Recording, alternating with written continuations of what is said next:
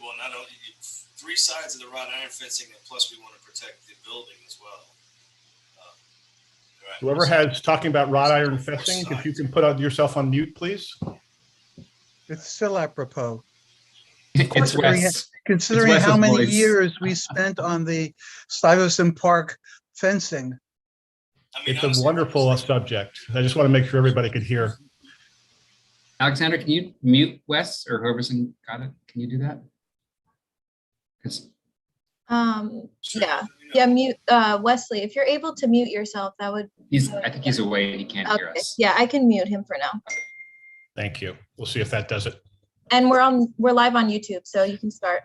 Thanks, Alexandra. Welcome everyone to the August 30th, 2021 meeting of the Manhattan Community Board 6 Environment and Parks Committee. My name is Kevin O'Keefe and I am the chair of this committee.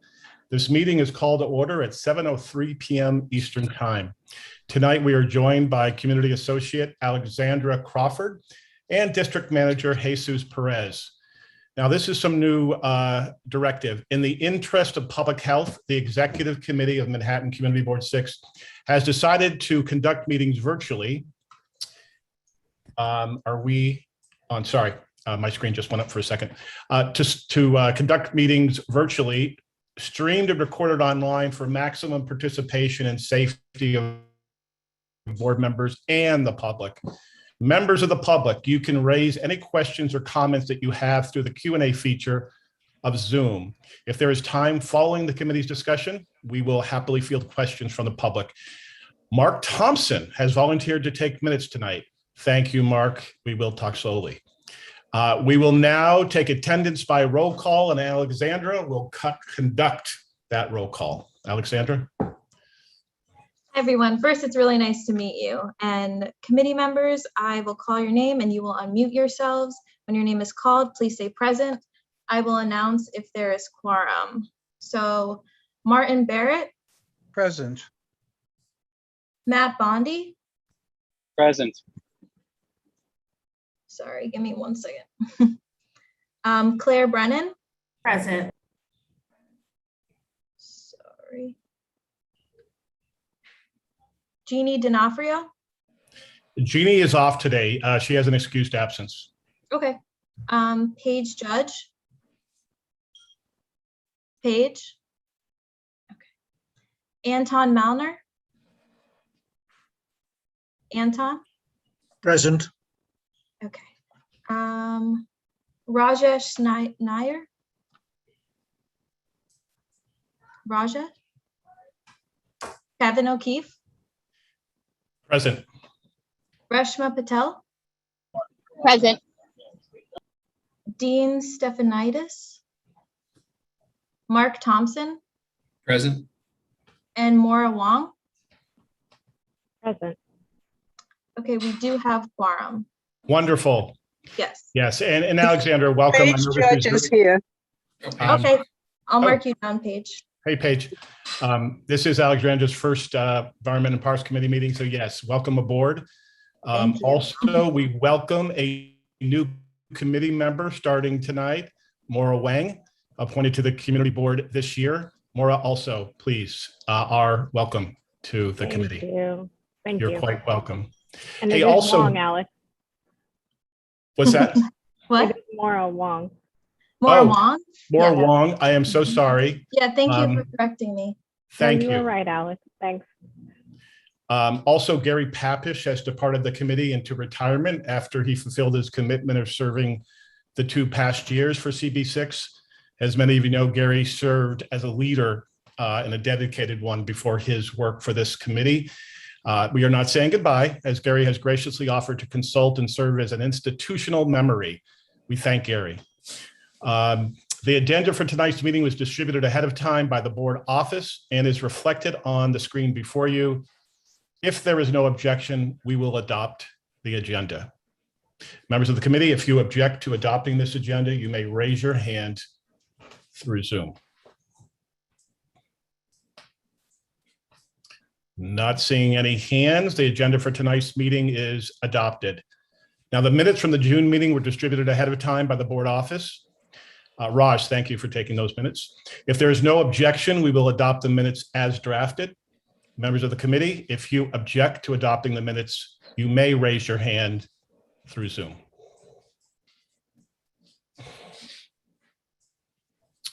Don't see any hands.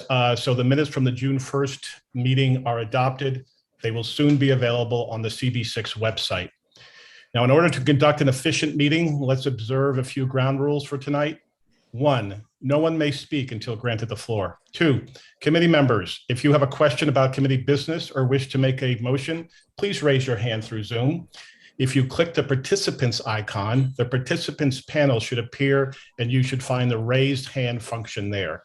If you still have technical difficulty, you may click the chat icon and relay your difficulty. Number 3, the chat function should never be used for committee business or questions about agenda topics. All such remarks should be made on the record by raising your hand through Zoom. Chat should only be used to alert us of any technical difficulties you are having or to state in writing information, such as an email address, that was already stated aloud on the record during the meeting. And number 4, last, when a committee member is given the floor to speak, I will identify you and you can unmute yourself so that you can speak. We start with agenda item number 1, a certificate of appropriateness for the installation of a flagpole and shutters for a historic row house at 134 East 38th Street. Now, I believe Jimmy Gandhi and Michael are here to present on this proposed work. So I will give Jimmy and Michael the floor, starting now.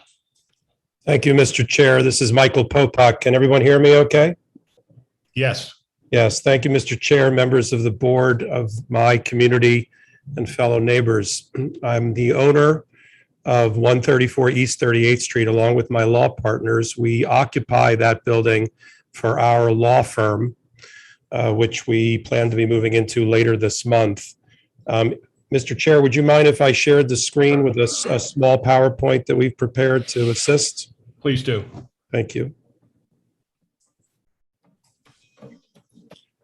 So I'll start. We're here today to seek a recommendation from the board to allow us to restore 2 elements to the building. You call it a row house, we call it our brownstone. So we'll agree on that.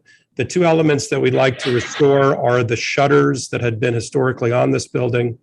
You can see my neighbor to the right in the picture has them. I'll give you another shot of where the building is located. I took that 2 days ago. That's the corner of Lexington. So we sit between Lex and Park. 5 of those row houses were built at the same exact time in 1867. The 2 elements that we're seeking the recommendation for are a flagpole at the 2nd level. And you can see, just by way of orientation, my neighbor has that, and that's there. And shutters like theirs to be, which are historic to the building, to be put back on the building. We're just trying to get the building, frankly, back to its former grandeur, and we'll show you some pictures of what that looked like as we make our way into the building to operate it as our law firm. We acquired this Murray Hill Brownstone from a former music publishing company in September of 2021 to be the home of our flagship office for our law firm, for our 12 attorneys and staff and our clients. And we proudly own this. We picked Murray Hill for a good reason. We are respectful of the legacy of Murray Hill. And we're one of the few firms that actually has a national security, diplomacy and anti-terrorism practice. And so to be blocks from the UN on Embassy Row among consulates and diplomats was really important to us. And we're proud to do that. We want to contribute in the right way to that neighborhood. So let me show the board and the members of the community what we're talking about when we're talking about the restorative elements. To the right is a photo, the official tax photo from 1980, which is really the last tax photo official. And you can see there, that's really, frankly, where we want to end up, with those shutters, with an American flag hanging from a pole, and the rest. The elements that are here for the board is so that you understand that there's certain elements that are before the Landmarks Preservation Commission staff for staff approval, but the 2 elements that are before you for a recommendation are the shutters and the flagpole. But we wanted to give you a holistic view of what this will look like. But frankly, if you look at the photo, that's where we're going. That's our template. Just to make clear, we used a light color to be able to show detail with the shutters, but we're not proposing that the shutters be that color. The shutters will be a deep, dark, royal or navy blue, almost blue-black there. So I just wanted to make that clear. And this gold or yellow, this is just artist rendering. Those are brass. Again, that's before the LPC. So what I'd like to do is just talk briefly about our firm as owners and then go into the building over time. We are a firm that was founded over 20 years ago. We have offices in Miami, Chicago, Salt Lake City, and Las Vegas and New York. And as I said, we're proud of the fact that we're one of the few boutique firms that actually has a substantial national security and diplomacy practice. And again, that's the reason I think that we decided, among other buildings, that we wanted to be in Murray Hill. So what we're trying to do here, just to give you a quick overview of the firm, we talked about our members that are members of the Council of Foreign Relations.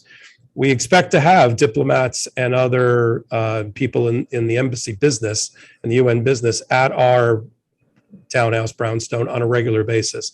So the flagpole is important to us, flying the American flag, and then, of course, getting the building exterior to go back to its former grandeur. So let me show you the building through time. And let me shrink this a bit. Can everybody see that? Yes. So on the left is the official tax photo from 1940. And then we know from the record, the Murray Hill District report, that the exteriors of all of these buildings, and 5 were built at the exact same time. We sit one off the corner there, sort of to the right of that beautiful old car. The exterior changes were done substantially in 1957. My gut is that's when the shutters came into play, because then if you look at the official tax photo of 1980, sort of a blurry version there. I got a better version this is a better version of it here. You can see now we have the shutters, we have the flagpole and the like. And then there's just another photo here to the right, which we peg at circa 2001. I think the building was sort of purpley at one time. We don't want that. We want to keep it the brownstone that it is. And so the starting point for us in seeking the support of this board and the community for the shutters and for the flagpole is the Murray Hill Historic District Designation Report from 2002 and the National Registry. When Murray Hill went to the federal government to get approval, our building is described in both. In the Murray Hill report, I called out a couple of these things just to talk about the 5 row houses built in 1869 and what was and sort of their background. But then if you go to our next slide, you'll see particularly it's this altered Second Empire style. And in the report, besides the new ironwork and doors and other changes in 1958, it references the historic wood window shutters. Well, that's what we want back. And then it also referenced a non-historic flagpole and bracket on the second story. But when they say non-historic, I mean, this has really been there's been a flagpole on that building for a long, long time. Certainly my neighbor has had one. You can see it here in the photo. That's the cream color building to our right. He doesn't fly a flag, but I guess he could. He just, that's that. So that's our starting point. If you go then to the National Register of Historic Places and the official filing that was made by the Murray Hill District in 2003, we have a similar description of the building at 134 East 38th Street, again referencing the wood window shutters at the time of historic designation. And that's what we want to get back. So the restorative element, just to show that in close up, 2001 certainly had it, 1980 certainly had it. Neighbors certainly have them, including my next door neighbor. And that for us provides us for the basis for this aesthetic addition or restorative addition to the building. I'm going to move, unless there's questions, I'm going to move to the flagpole. Well, I just wanted to bring out, and I think it's important to thank you, by the way, this is on of the historical significance, we will call it historic, just to give a little background for committee members and others, because this committee's work is environment, parks, cultural affairs, and landmarks. And this townhouse actually touches all of those. As you mentioned, it was built in 1968. 1968, 69, as our research has shown. And by the following year, sculptor John Quincy Adams Ward had moved in. Now, in 1869, Ward became the first American sculptor to have his work installed in Central Park. Some of his works, like the Shakespeare Monument on the Mall and the Pilgrim statue on Pilgrim Hill in Central Park, are still there. But, you know, we talk about American history, and Ward's other work includes the life-size George Washington statue at the National Park Service's Federal Hall National Memorial on Wall Street, where, of course, we know that Washington took the oath of office as our first president. And then after that, in 1891, President Lincoln's son, Richard Todd, bought the townhouse and the one next door to the east for his two daughters. And you can read about President Lincoln's granddaughter's time there. So again, when you talk about the American flag, it resonates. I think it's important to show that it resonates pretty deeply into the fabric of the story that's behind that structure. Thank you, Mr. Chair. That I'd read all that when we were thinking about buying the building, and certainly when we bought the building. It's important to us. We're keepers of the historic flame in our lives and at our law firm, and so it was really important to us. I mean, it also struck us that catty corner from this building, it's not viewed as the Cuban embassy with the flags there that flies their flag, and I'd like to fly ours. And so I'll move on to the flagpole element. That was referenced not in the historic register, but in the original Murray Hill report as being on the building at the time at 2001. We've seen photos, of course, back to 1980 that shows that. And it refers to it as not historic, but I think, Mr. Chair, you made a very good point about this building and its and why it resonates so well with this building. We're not the only flag in the neighborhood, of course, whether you, the adjacent Embassy Row, of course, there's a flag every 10 feet, but in Murray Hill itself, we have neighbors that have flags, and there's a couple of examples that we located. Of course, my neighbor has a pole, and there's even a remnant right here of a flagpole on my same block. So, and this is one of the 5 that were built at the same time. This is one of my quintuplets. So there's a flagpole, and then we saw, of course, flagpoles from the surrounding areas and our neighbors. And so from our perspective, those 2 elements for the board's recommendation, we'd like to see them get behind this. We want to make this a grand dame of the block. You know, you've seen, I've got neighbors that don't sort of approach it that way, but we do. And we want to make it a shining showplace. And we're hoping that the board's recommendation will be able to accomplish that. Thank you so much, Michael. I will open it up now to any questions that committee members may have.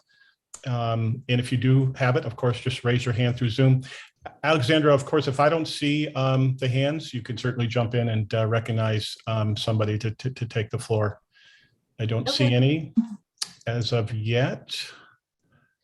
You know, I think again, because of the historic nature of this, I would love to see if there's not any questions. And also anybody that's in the public can certainly type in Zoom any questions you may have about this topic. Questions about other topics on the agenda could certainly be saved until later. But I would like to see if there's any motion potentially with our committee members on your effort to move forward with full recognition and support of these moderations. I believe we have 2 hands that are raised. Okay, I did not see them. So Alexandra, I'll rely on you to call on them. So Mark, I've seen that you've raised your hand. Sure, I'd just like to suggest we make a resolution of support for the proposed changes. Great. And also there is a question in the chat. Is it about this topic? Yes. Okay, Do you want me to read it? please. So Karen Lee asked, did Landmarks insist you go in front of the CB before a letter of no effect granted? Mr. Chair, would you like me to try? Yeah, well, I can jump in and you can correct me if my memory is faulty, but we did not have, we traditionally do not have landmark committee meetings during the summer. So I know there was a request to try to get in front of the board. We took it up for our next standing meeting, which is today. But Michael, do you want to add anything to that? No, Mr. Chair, I think you had it right. I think as to just all the other elements are before the LPC staff, just the two elements that they wanted us to come before this board were the flag pole and the shutters. Okay. Thank you for your question. We appreciate that and the answer, Michael. We will now take a vote on the motion that Mark raised by roll call. Now, when your name is called for your vote, you can unmute yourself and answer yes, no, or a, nay, abstain, or not entitled. You have 4 choices. Please pick one. Alexandra, you can continue with the roll call. Okay. So I'm going to begin the roll call. First, Martin Barrett, Yay. Matt Bondi, Yes. Claire Brennan, Yay. Paige Judge, Yes. Anton Malner, Yes. Kevin O'Keefe, Yay. Reshma Patel, Yes. Mark Thompson, Yes. and Maura Wong. Sorry, there was one more question from Karen Lee as a follow-up before I can answer. Okay. Oh, my apologies. Okay. To raise that. Yeah, Alexandra, you want to go ahead, please? Yeah, I see that the question is, I think Karen wanted to ask, why did landmarks not approve? Well, we didn't have a meeting to approve it. We didn't take any action on it. This is the first time it's coming before this committee. And it appears that we have a unanimous, well, I guess we have at least one vote left, but this is the first time that we're considering any move on this property. And I'll say yay as well. Okay, so with that, the resolution passes. Thank you very much, members of the board and the community. Michael, you're quite welcome. Was that unanimous? Sorry, was that unanimous? Just make sure. Yes. That was unanimous. And we just need now somebody to draft the resolution. So if there are any volunteers, I don't want to call on Mark because he's taking the minutes.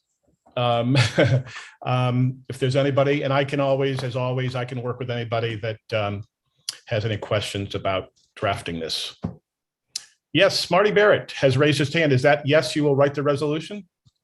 Wonderful. We have a resolution writer. Thank you, Commissioner Barrett.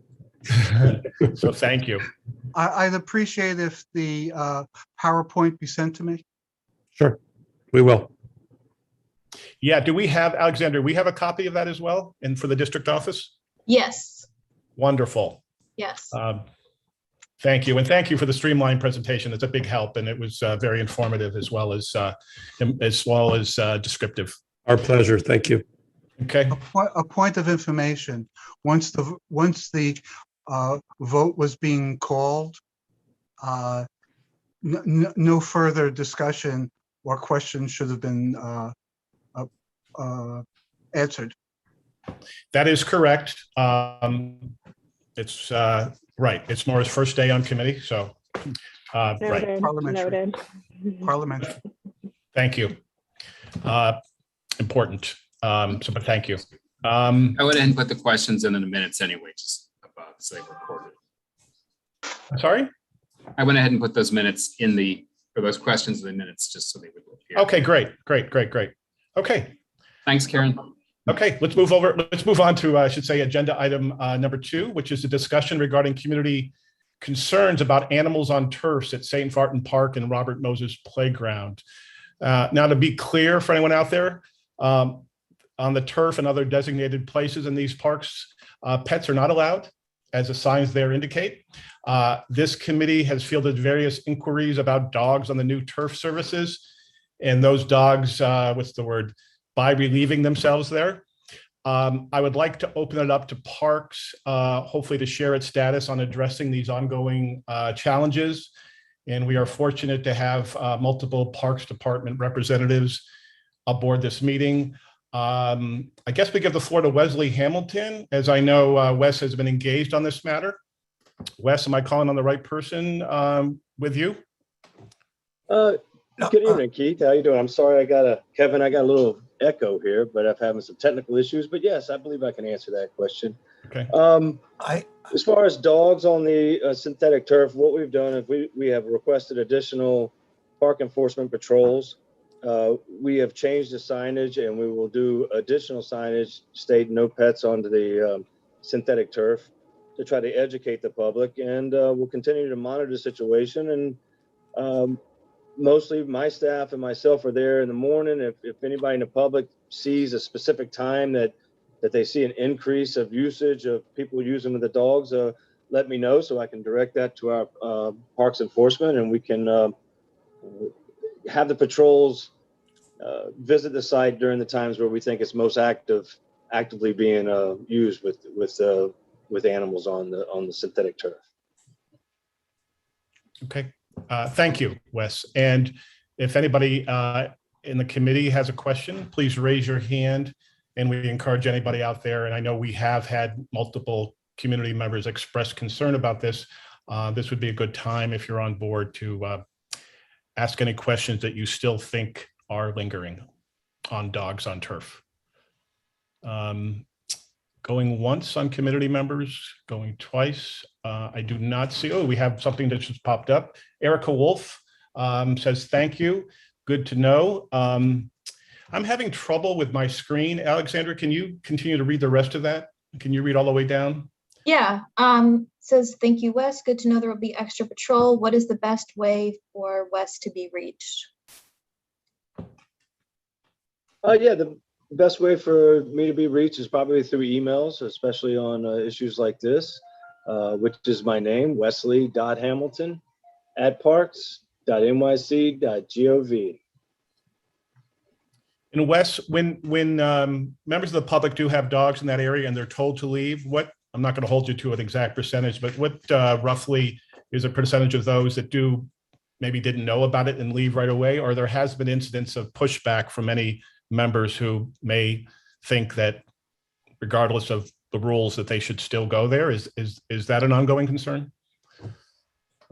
I mean, that happens at every site. Most people comply. I would say probably well into the 99% once they're asked. But we try to get the right people to do the enforcement, which is our parks enforcement police. And occasionally myself or my supervisors do inform of the rules. But PEP is the best team to do that they can actually, if someone is non-compliant, that they can address that issue. And they're trained in that to handle that task. Okay. I'm reading, there's some more comments. I see one that I definitely want to address because if anybody came across this way, I apologize as chair.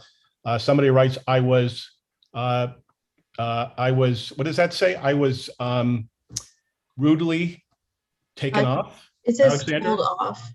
Pulled out with, what was that about? Let's correct that. Don't like to be rude with anybody. You know what, if she wants, we can give her the floor. I just want to make sure that she expresses whatever she'd like to. Whoever posed that question, you probably see who that was, Alexander. You can certainly give her the floor if she wants it.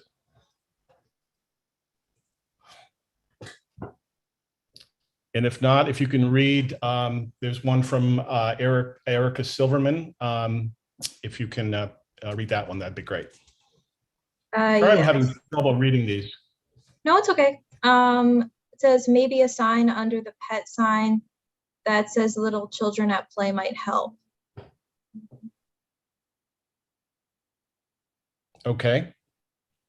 I'm sure Wes is hopefully, I think he's still on and he'll take a note on that. And there's other parks representatives as well to consider that recommendation. Yes, thank you very much. And we'll definitely look into that. We're always open to new signage and what we can do to better inform the public. Okay, I do see another one. It looks like from a Lauren Green. You could read a couple more. Obviously, Alexander, if they're redundant, I don't want to just cover the same turf. Pardon the pun.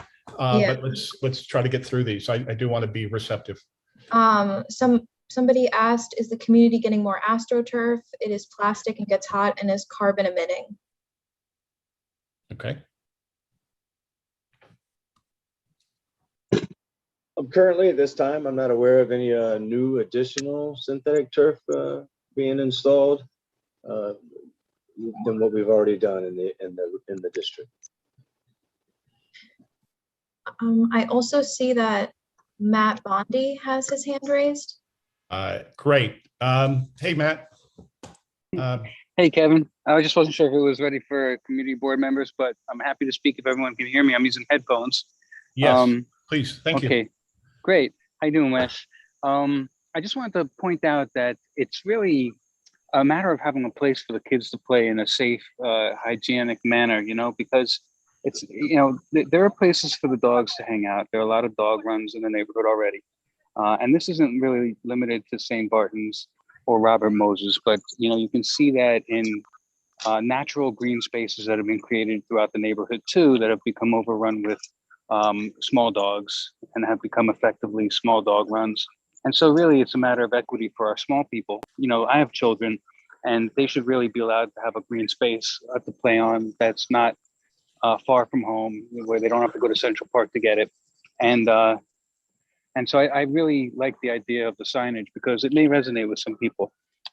They may be more respectful of the green space, whether it's natural or synthetic, if they understand that it's a matter of keeping it clean for our children. So those are just my thoughts. Thank you for the floor. Yeah, of course. And, you know, going back, everything's context, isn't it? So the person that had written that she was told off rudely, she clarifies that she meant by dog owners, not this board, not this committee. So duly corrected. Thank you. I'm so happy I'm not happy to hear that, but I'm a little happy to hear that. So I guess you were told by dog owners that they didn't have to leave. I think I'm reading that right. Alexander, you can read any others. I see that Erica Silverman also has a couple of comments. One that says maybe this is regarding, gosh, the screen just keeps blanking out. Something about the dog run. Can you read that one, please? Yes, let me see. And it's also from Erica Wolfe. I see a couple as well that have popped up with their names. I believe it says maybe a sign that lists local dog runs in the area. I didn't know there was one on 28th Street. Okay. And also, Adam Hark has a question. Hey, Adam, you have the floor. Everybody, hey, just a general question for the Parks Department. How is the turf cleaned or treated, if you will? Is it just like a hose, or is there something more to it?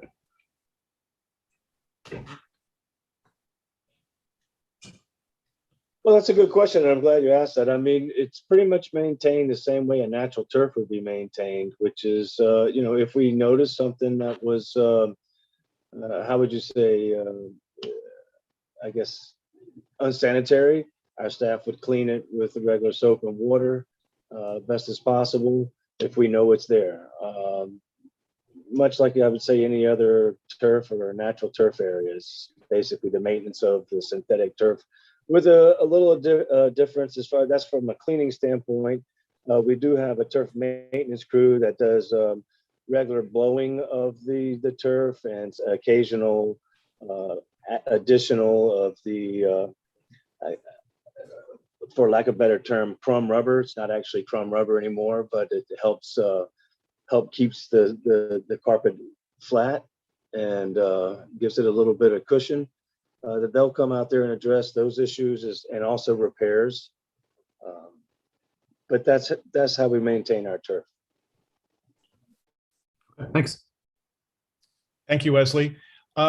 Alexandra, and I know coming up as well with our next agenda item that Claire is going to be helping sift through any Q&As. Again, I don't want to leave any stranded, but if you feel we've covered all the ground that have been brought up in the Q&A, I'll just need a green light from you, Alexandra, and I'll be happy to delve on to item 3. Yeah, I think we can move on to item 3. Okay. Hey, I did want to make a couple of comments since we are on area of cleanliness and parks. Composting is definitely up and running at St. Barton Park, and happy to report that the program now has up to 2 barrels being filled each week. For those who have asked, the official time for that compost operation is Saturday from 10 to 4, but you can drop off at any time. We just do have simple requests. One, please, no garbage. Also, if you have compost bags, please tear them open before you put them into the bin. And to answer another question, the Lower East Side Ecology Center picks up on Thursdays.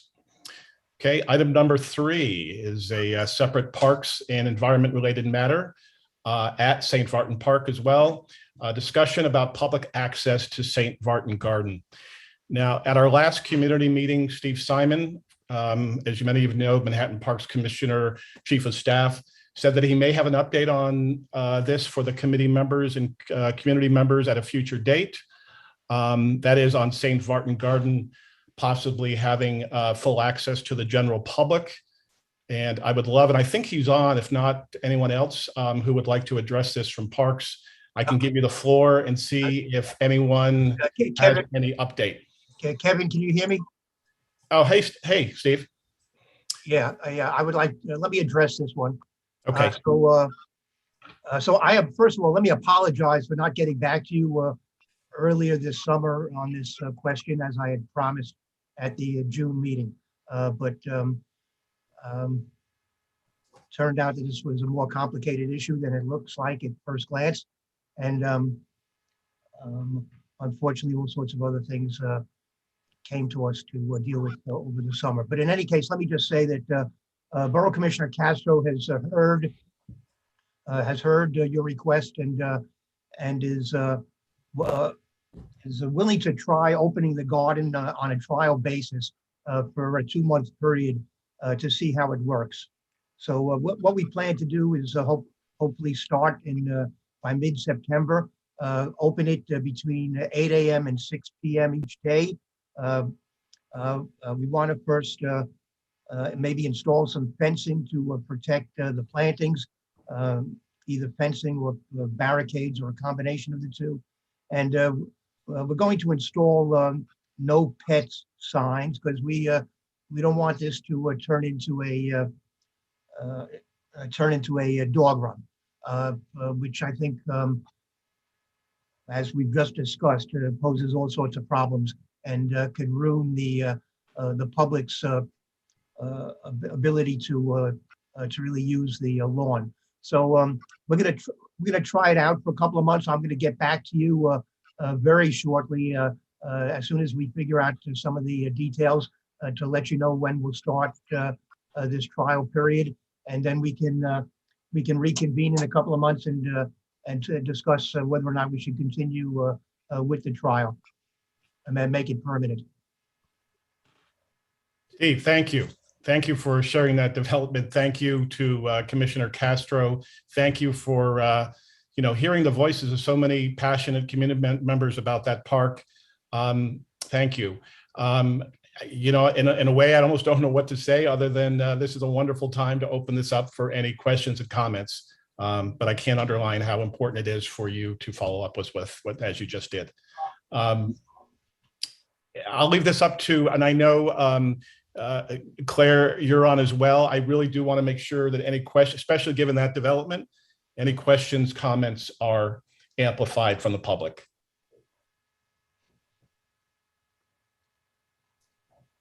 And I'm going to give it a little time here because some people may be typing. It looks like they might be.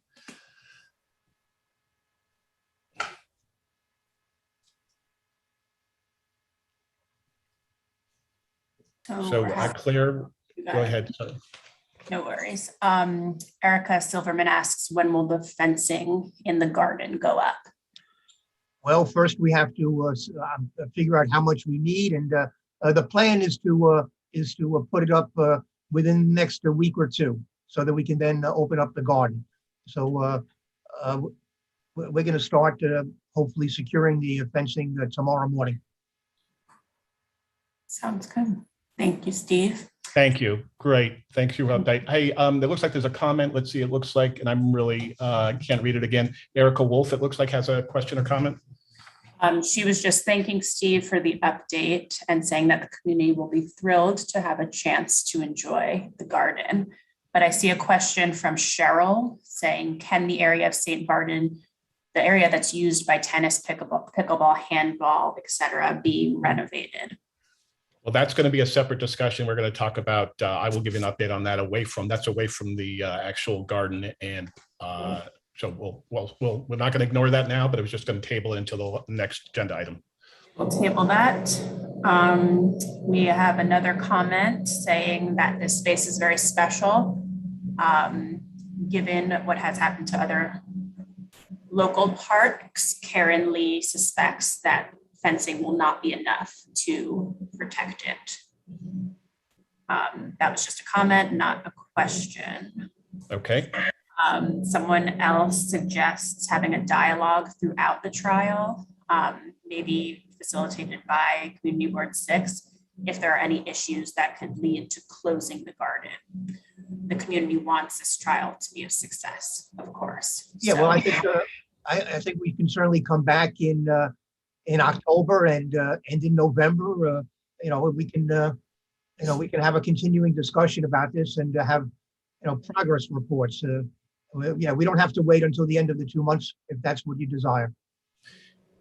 Yeah, and I take that opportunity, and I kind of reading between the lines here. If there's any opportunity for Community Board 6 to be part of a working committee, I know there's laws about when the community board is involved, it has to be public, and but if there's meetings that we can have a role in, and that's from our knowledge of listening to so many of the parents and other members of the community on this, we would certainly welcome that opportunity. Well, I think Kevin, we can still keep it within the within your Parks Committee. I don't think we need to create yet another committee. So let's just stay in touch on an ongoing basis as this thing works out. That's understandable. And I'm not for more meetings. I think just reading between the lines, it might have seemed like they want to make sure a decision is not made on, let's say, closing after trial period without. And I guess what you're saying is that feedback can come at the community board meeting. Yes. Okay. And let me tell you, Kevin, we will not make a final decision on this one way or another without consulting with your committee. All right. I appreciate that. It's so important going forward. And I hope everybody in the public hears that as well, that we will, keep on this, and make sure that's the case. And I'm sure it will be. Again, I'm going to reach back to Claire and see if she has any questions or comments should be read. I am not seeing any more questions or comments or hands up. So maybe give it one more second, but we might. Yeah, let's give it a few more seconds. Well, let me just add, if people have any further comments or want to contact me, my email address is steve.simon@parks.nyc.gov. And my phone number is 212-408-0110. Right. And Steve, with those hours that you cited, does that mean that the preschool there, which has been running, is that going to be the status of that being changed to make room for the open, or will they be This is there's no connection here with the preschool per se. And let me just say the preschool is being reevaluated. So I can't even, that's maybe a discussion further down the line when we have something to report. Thank you. There has been, as you well know, the questions about, we know that when this started, 21 years ago with the preschool, that was before universal pre-K. So, certainly the landscape has changed a lot in, the education and, the need now for space for the pre-K, which is a whole different discussion that's happening on the education committee. Again, Steve, thank you. We're going to move on. Just one thing, sorry, Steve, thank you for providing your information, but maybe could you type that in the chat so folks can copy and paste it into their. Yeah, I think I know how to do that. Yes. Okay. I have faith. Okay, so if no motions or anything else on this, we're going to move on to agenda item number 4. This is a discussion about opening new turf for those who are unable to use public parks and fields due to the ESCR construction. Now on this, let me update you on a development on both a space closure and a new open space. We just found out today, the City Department of Design and Construction, DDC, reported that starting Friday, September 10th, there will be a closure at Stuyvesant Cove Park, starting at East 20th Street and going north for the construction of the flood wall. Separately, DOT has approved a pilot program for an open street for 37th Street between First Avenue and the Tunnel Approach Street. Yes, that stretch outside the northern side of St. Farton Park. There's a lot of work that's has been done on this. Alliance for Kips Bay certainly, it should be applauded for all its efforts. This program will run Saturdays and Sundays in September from 8:30 a.m. to 6:30 p.m. Probably most importantly, to make this a permanent open street, it would greatly help for all interested community members to be there during those pilot hours. There will be bike riding classes, working with Bike New York on this, pickleball, and other activities. And the program needs volunteers. If you or someone you know can be a volunteer, please alert Alliance for Kip Bays or this committee or the district office, and we'll get word to the managers of those events. And I'm going to be helping put up barriers, but I can't do them myself. So in the mornings and during closure, if anybody wants to help me out, please get in touch with me offline. Near that hopefully soon to be permanent open street, we have the newly reworked New Wave Pier. Alexander, for those who haven't seen the updated pier, can we put up that photo I recently took of the space? Thank you. Just give us a visual. There we go. Thank you to the Parks Department for having representatives here, some to obviously talk about the issues we just did, but others to talk about New Wave Pier. Sarah, I believe that you are on, and I'm going to give you the floor, and you can decide if Mark or anybody else wants to just give us an update. And we appreciate that. We just want an update on how the pier went during its revival and how things are going. Great. Thank you so much, Kevin. Nice to meet you. And welcome, Alexandra. And I just wanted to say hi to everybody. I'm Sarah Nielsen. I'm from the Parks Department in the Planning Division. And I'm joined here by our Chief Operating Officer, Deputy Commissioner Mark Folk is with me. We also have Jennifer Grafe, who works on community engagement, and she was very involved in the Waterside Pier project. And of course, Wes Hamilton. I know you guys get the pleasure of interacting with him all the time, but I didn't actually meet him in person until we were right there on the pier a couple weeks ago. And of course, Steve Simon is always the best guest at any event. So great team to have us here tonight. So I actually, Kevin, if you don't mind, I have some slides. I thought I could put them up. It's just a quick run through about the That's turf. all right. You don't like my photography skills. That's okay. You'll be surprised at the at our shared ability. Now, except do I need to do anything special to pull up my slides? Oh, I do share screen. Okay. Yeah, I think you should be able to share. Okay. Here we go. How's that? Is that working? Yes, we can see that. Okay, great. Okay. And let me see if I can just make it a little bit bigger. Yeah, can you go full screen, Alexandra? I think Sarah has to go full screen. Yeah, if you click view, and then, yeah, of course. And then full screen mode. Yeah. Got it. Okay. Thanks. Okay. Yeah, so this is just a quick update about these projects. So I'll just go through these pretty briefly, and then if there's questions and comments, we'll have time at the end. So just kind of wanted to touch base why we, did these projects. We're going to talk about the synthetic turf and the Waterside Pier. This is the East Side Coastal Resiliency Project. As you all know, there's it's a really big infrastructure resiliency project. And because of the size of East River Park and the fact that we will be needing to close large segments of the park at any given time over the long period of construction, we really started to think about how this is going to have an impact in the local neighborhood, both East River Park down in CB3, but also, as you guys are already experiencing, Astor Levy and Murphy's Brothers up here in your district. And so we really, wanted to think about ways that we could help mitigate those impacts. And so one of the main things that we were realizing about East River Park is that it is a real active hub of the little leagues and ball field play, the soccer and the little league fields that are used by so many of the local leagues there, as well as adults and other leagues. But we really wanted to make sure that we could stay true to our commitment in advancing the project, that we would keep the local leagues local. And so in order to do that, we needed to look around and find ways that we could get these kids playing on ball fields, in the general vicinity. So that was why we embarked on these synthetic turf transformations of the asphalt fields around the neighborhood.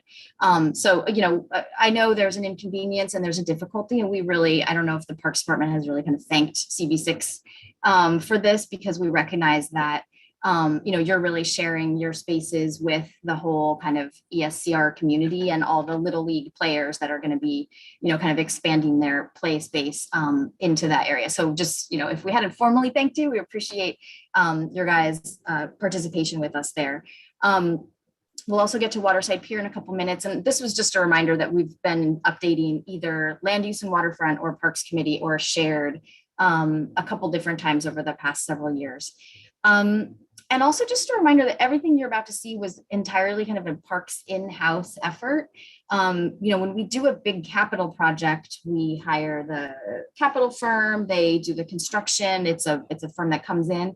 These were locally produced. This is stuff that we were able to do in-house. And so, there's a sort of a level of pride that we're bringing to the table, that we were able to do these quick projects within our own resources. So I'll start with the turf, just go through these pretty quickly. You guys know Robert Moses, here's a before and an after. This was just the summer. Kids were immediately out there playing, enjoying the field. We also finished up St. Barton. Lots of talk about St. Barton tonight. I'm so happy to hear that the DOT street closure pilot is working. I was just saying today, I was like, I haven't heard an update lately. So really glad that one is moving ahead. So again, this one, we're able to put this turf down, really transforms the space. And then moving on to Petersfield, likewise, we have an aerial view here. And so these fields will be starting their time of permits in September, and they won't be permitted full time, but that's when the sort of their little league use will get started at that point. And, we'll be in touch with you all if there are questions and concerns as that sort of all starts to play out, as it were, sorry. So those were the turf projects. And then just wanted to touch on Waterside. This is, as you know, this pier has been completed, the construction portion, for a couple of years. But it didn't have really much on it. It was the benches and then kind of just a plain empty pier. Here's some before pictures on a particularly gloomy day. And so, one of the goals of our ESCR mitigations was to get in there and kind of just do some quick touches, get a little bit more interest and activity there, knowing that this is the kind of place that will need kind of a longer view to figure out kind of what are the other types of amenities that might work here. And of course, you guys are all aware that the East Midtown Greenway project is moving ahead up to the north, and that there's been the funding allocated to actually bring that further down past the UN. And so, it's kind of anticipated that will touch down at the north end of Waterside Pier. So, we have a couple of years until all that happens, but there's sort of an interesting time now to sort of think about how we can approach this pier. And so this is a way to kind of get the conversation moving there. So we were able to, as you showed in your photos, we're able to bring in this kind of fun kind of 80s revival theme, this sort of new wave, which is also trending now amongst the youngsters. So we were able to do these really fun painting bits along the pier, and then these turf, we're calling them turf carpets, to kind of, make these little room areas. These picnic tables we brought in. I think we've let you guys know that we do have umbrellas coming. They are ordered, purchased. They are just somewhere in the sort of global supply chain shortages that we're experiencing due to COVID. So we will be getting those in the winter. We'll be installing those in the springtime for next year. So sort of a COVID, late stage COVID problem there. Couple more photos. I thought, Kevin, this one reminded me of yours. We have similar views. So we also have these beautiful banners that, lots of color and cheer. And again, this was just to sort of like get people thinking and using the space in a different way. And we have these fun little signs along the fence that are like, wish you were here, in lots of different languages. We just really wanted to have this sort of like fun and welcoming sense of the place. I will say that it was unfortunate, and we were pretty disappointed to find out that these banners were actually vandalized and torn down, like a week and a half after they were put up. So that's, not a great outcome. That's a tremendous amount of effort that went into getting this project up and running. And so it was, a disappointment to have that kind of work not really last. Not to end on a bad note, but just wanted to share that that's, kind of our status update. We are open to questions about it. And I don't know if Commissioner Folk or if Jen Grafe, if you guys have anything you want to add about this. Thanks, Sarah. And yeah. Thanks, Sarah. And good evening, everyone. This is Mark Folk. I'm Parks Deputy Commissioner and Chief Operating Officer. Really pleased to join you this evening.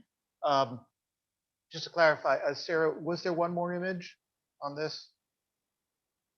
Commissioner, yes, I'm sorry, there was. I don't have my advanced slides. Here it comes. Okay.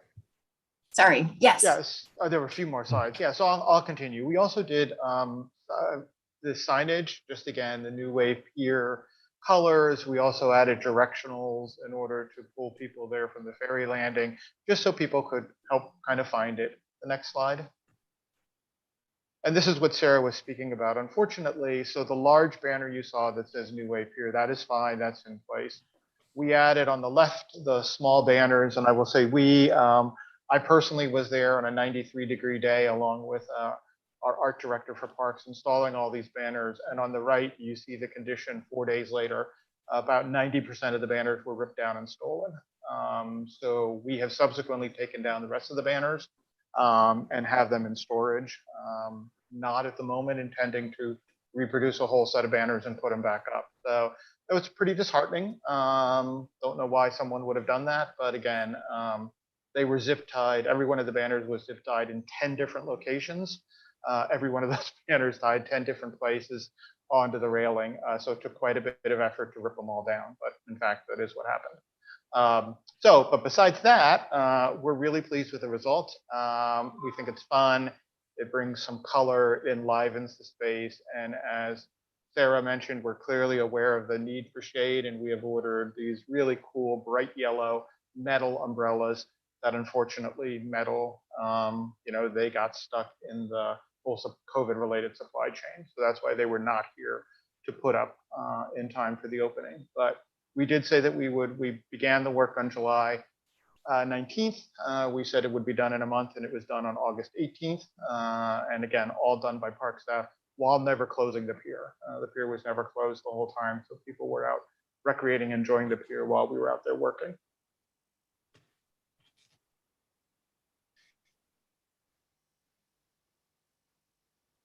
Thank you. That was sort of our kind of Sarah, overview. Yeah. I think you got, it's helpful. And thank you for putting the notes up about, I don't know if you were ready to, but thank you for updating too about, because that's really what the agenda item started as, is the people that are going to be obviously squeezed out of the spaces for the East River project. So we appreciate that. Hey, I think you got the note that we did get a note from somebody on the community that may be interested in purchasing umbrellas ahead of the spring. What's the procurement process if somebody wants to earmark funds? What do they find out how much it costs? Do they have to go through a preferred vendor? Can you just address that, someone about how that process could work if someone wants to give you money for umbrellas? Or anything else for Sure. that matter, exercise equipment, if you guys think, you know what I'm saying, anything that's within that you think would be adding something to the pier. Sure. Well, again, this is Commissioner Folk. I greatly appreciate anyone's interest in making an investment in the park. We don't need an investment in umbrellas. As I said, we've already ordered them and they're fully paid for. And a location like this you can only use a certain type of umbrella. We have a lot of experience with fabric umbrellas at our pools. You can't have a fabric umbrella in a place like this because there's not staff here to take the umbrella down if a windstorm comes up, and with its proximity to the FDR, we can't have fabric tearing and blowing onto the FDR or anything like that. So we were constrained to metal umbrellas, and as I said several times, they're already ordered, they're already paid for. The only reason they're not here is the COVID steel material supply constraints. So again, they'll arrive this winter, we'll install them by the spring. I think there's 11 of them, if I remember correctly. They're bright yellow. They have a perforated top to it. So they have a little mottled shade underneath them. They're very handsome. And they'll give a nice vertical element, bright yellow vertical element on the pier. So certainly, again, always appreciate someone's willingness to make an investment, but we don't need an investment in umbrellas. We've already bought and paid for them. We just need to receive them. I'll tell them to be patient. Their question was, could they speed things up on that? So, and I should have said it earlier. I'm so sorry to hear about what happened with the vandalism. I don't even know what to say other than, it's sad that happened. Marty Barrett from the committee does have his hand raised. Marty, you have the floor. Okay, a little background. This committee in the early 90s raised $8 million and built Stuyvesant Cove Park. In 96, the Stuyvesant Cove Park Association was incorporated, and in about 2000, the park opened. The East Side Coastal Resiliency Project is currently working within the park, and the plans are eventually for it to be rebuilt. You mentioned Astor Levy and East River Park. Will the Parks Department take over the maintenance of the new Stuyvesant Cove Park when in fact it's finished building? We've been responsible for it, along with Solar One, and over the years, the necessity for the Parks Department to actually do it was really evident. Well, again, Commissioner Folk, I can only speak to, I am not aware of any conversations about transferring that stretch of land to our jurisdiction. As you're aware, it's not mapped parkland. We have Astor Levy at one end and Murphy Brothers at the other, but the Stuyvesant Cove stretch in between is not mapped parkland. So as you know well, we don't have any obligation or responsibility to the site today. And I'm not aware of any conversations that have been had about transferring that to our stewardship. Thank you, Marty. I'm pleased to see that Adam Hartke has his hand raised. Adam, as many of you know, is the chair of the Waterside and Land Use Committee for Community Board 6. Adam, you have the floor. Oh, thanks, Kevin. Thanks, Sarah. Thanks, Parks Department. As always, my question is about the budget. What was the final cost for the pier improvements? And is there any money left in the budget? Specifically to potentially buy some of the things that Kevin was talking about that were not umbrellas, games, other sorts of improvement activities, things of that nature. Well, we can get you the dollar amount. I don't have it off the top of my head. It was a minimal budget. The largest expenditure was the turf, the synthetic turf. The rest of it was just paint. We produced those banners in-house in our own sign shop. We built the picnic tables from our own lumber. I mean, literally, Parks staff did everything on this project. I was going to say, your biggest expenditure is probably labor. Well, we don't calculate that. So that's not part of the calculation. So we'll get you the dollar amount that we spent to buy the turf and the adhesive, but that was really the only expense. Again, the lumber, we built the picnic tables and painted them on themselves, the colors, we produced the own banners, etc. We would be certainly, I know, as Sarah said, we've made presentations twice to this community board on this project, on the pier itself. certainly willing to continue a dialogue. We have to be very cognizant that everything we put on this pier has to be anchored. So when you say games, it's not clear necessarily what kind of games you're thinking about, because this is not a staffed pier. There's no staff there. And the picnic tables are anchored into the concrete now. The umbrellas will be, because the closeness to the river, of course, we don't want anything thrown in the river, but more of a concern is we don't want anything thrown over the fence onto the FDR to cause a traffic accident. So when we were designing this as an in-house team, we were very cognizant about the fact that anything that goes on this pier literally has to be bolted down. So when you say games, we can talk about other things, but we need to I asked that to be top of mind. We also didn't want to provide any sense that this was like active sports where someone like a parent and a child could come out and throw a football around or throw a baseball around, because that just needs to go errant and it's going to end up on the FDR. So there are a lot of constraints to this site. So we brought to it the improvements that we believe work now, given all the parameters of the site. But pleased to continue this conversation. We're committed to this new wave pier throughout the duration of ESCR. It's an experiment. It's kind of placemaking. We're going to be maintaining it. We'll be touching up the colors, stuff like that over the years. And we can work with you on making revisions to it or adjustments as the community and parks feel are appropriate. So it'll be very much a living thing, but I just really want folks to think about the true constraints of the site. Thank you. Talking about living things, I do see, I can read one comment, and I'm sure there's more from Lauren Green about how many trees are being taken down. If you're referring to the southern end, what some people refer to as Glick Park, those trees are the only trees on that stretch. They will, somebody correct me if I'm wrong, they will not be touched. We're not losing any trees on the Esplanade. Correct? That's correct. That's correct. Alexandra, if there are other questions or comments, if you don't mind teeing them up so we can hear them. I also have some written down, so. Oh, great. Thank you. Either one of you. Thank you.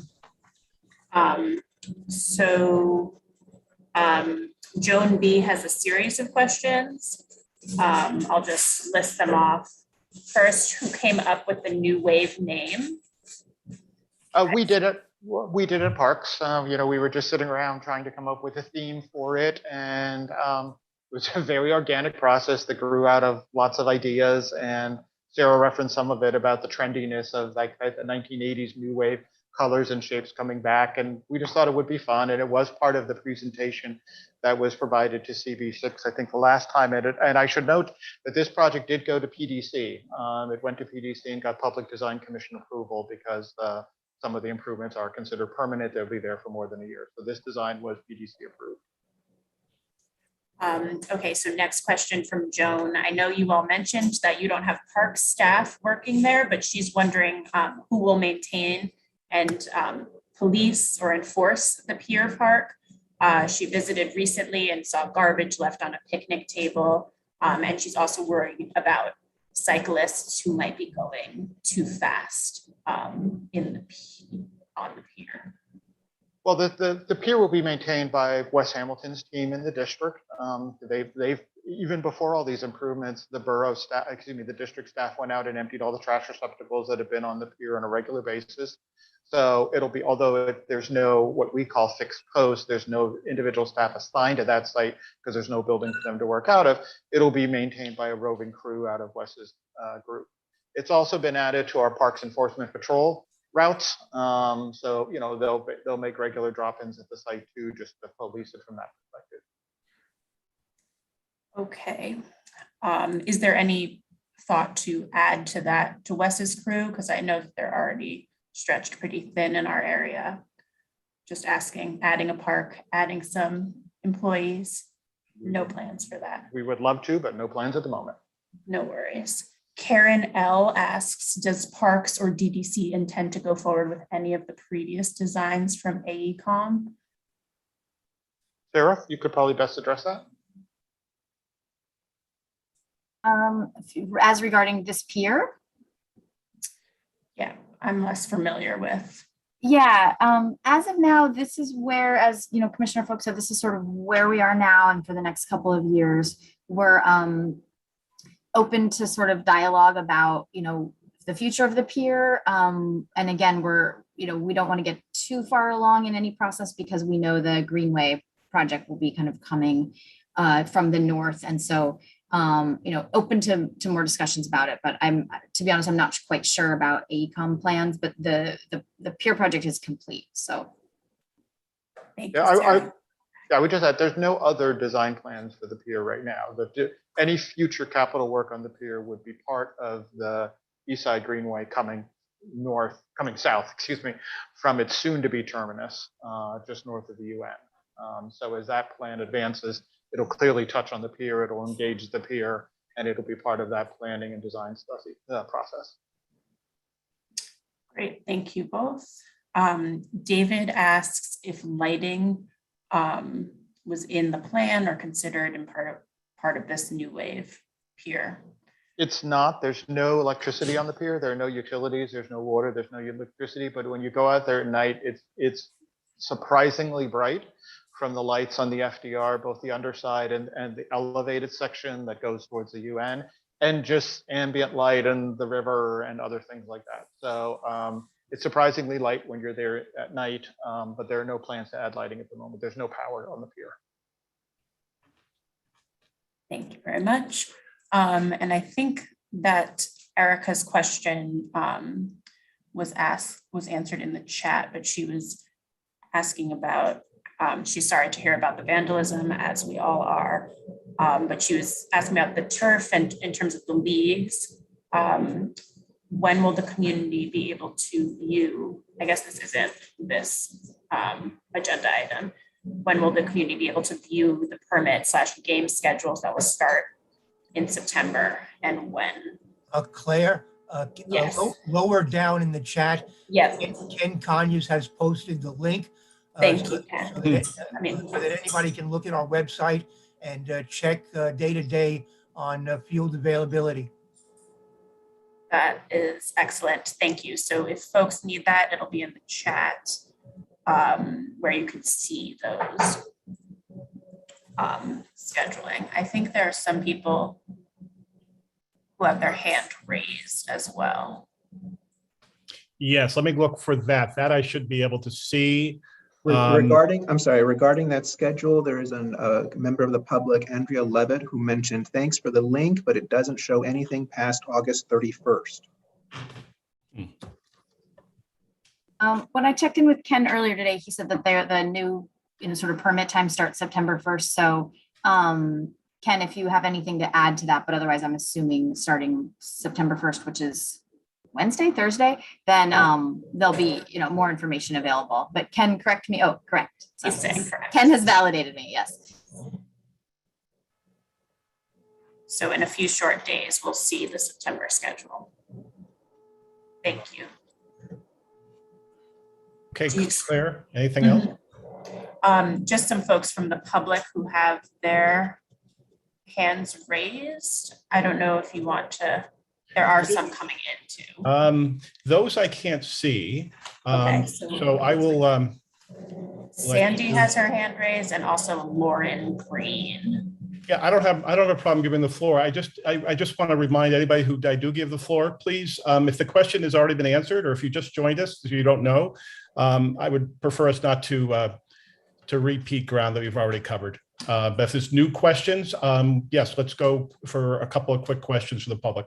You said there was two, or there were yes, more? Now there's three. Okay, of course there are. Oh. So if we could go to all three quickly, that'd be great. There are two Sandys. So Sandra McKee.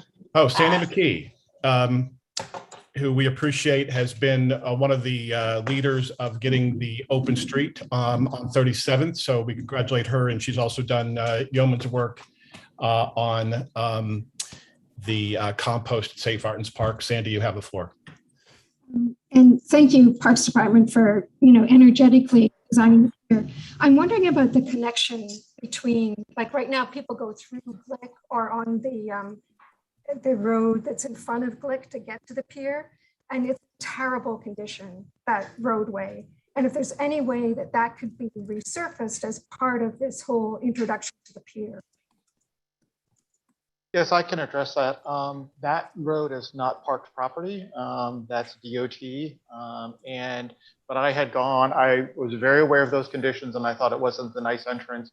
So I got a proposal for paving that and it was over $400,000 to pave that stretch of roadway or walkway or whatever it is. So it's not parked property. It's not mapped parkland. It's public right of way. It's actually still part of the kind of right of way, the FDR. I was just going to kind of negotiate something with DOT, but when I learned the price tag was over $400,000, we didn't have that kind of money to pave someone else's street. So we haven't advanced it, but I was clearly aware of the situation. But we don't have the financial resources to do that at Parks. Can't we twist their arm? Well, I think the community board could probably twist their arm as well or better than Parks could. And then what about the stretch between the ferry and Glick? Who is that? Parks Department? No, that's all we don't have anything. The map parkland is the pier itself, which was transferred to us after it was renovated. And then Glick, everything from the fence line that separates that road you're talking about, the fence line to the pier bulkhead is ours. So everything inside the fence is map parkland. Everything outside is not ours. It's all DOT. It's all in the street right of way of the FDR. Because it's a really unfortunate entrance to this great new space. And I absolutely agree with you. Yes, I absolutely agree with you. Kevin, you have your next mission. Sorry. Oh, thanks, Sandy. Sandy, because it does sort of impact environment and parks, is there any, I think you may have a quick update on painting of the overpass that goes out to the pier in Glick Park? KBNA is planning to paint a mural in that space. It's the underpass that connects at 37th Street, which is also a major entrance into the new pier. And currently it's being renovated.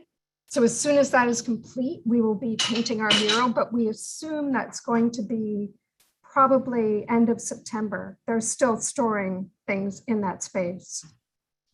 And there's lighting up there already that was not there before, correct? Yes, and actually there's now a gate. Apparently that is going to be closed overnight, that underpass. Okay. Great, thank you. Of course. And there was somebody, I think, if anybody else is trying to get the floor and then maybe having some tech issues, I'll leave that again up to you, Claire. Thanks for. No problem. Lauren Green also had her hand raised. Go ahead, Lauren. You should be able to unmute yourself, Lauren. Lauren, you have a question? I need to unmute yourself.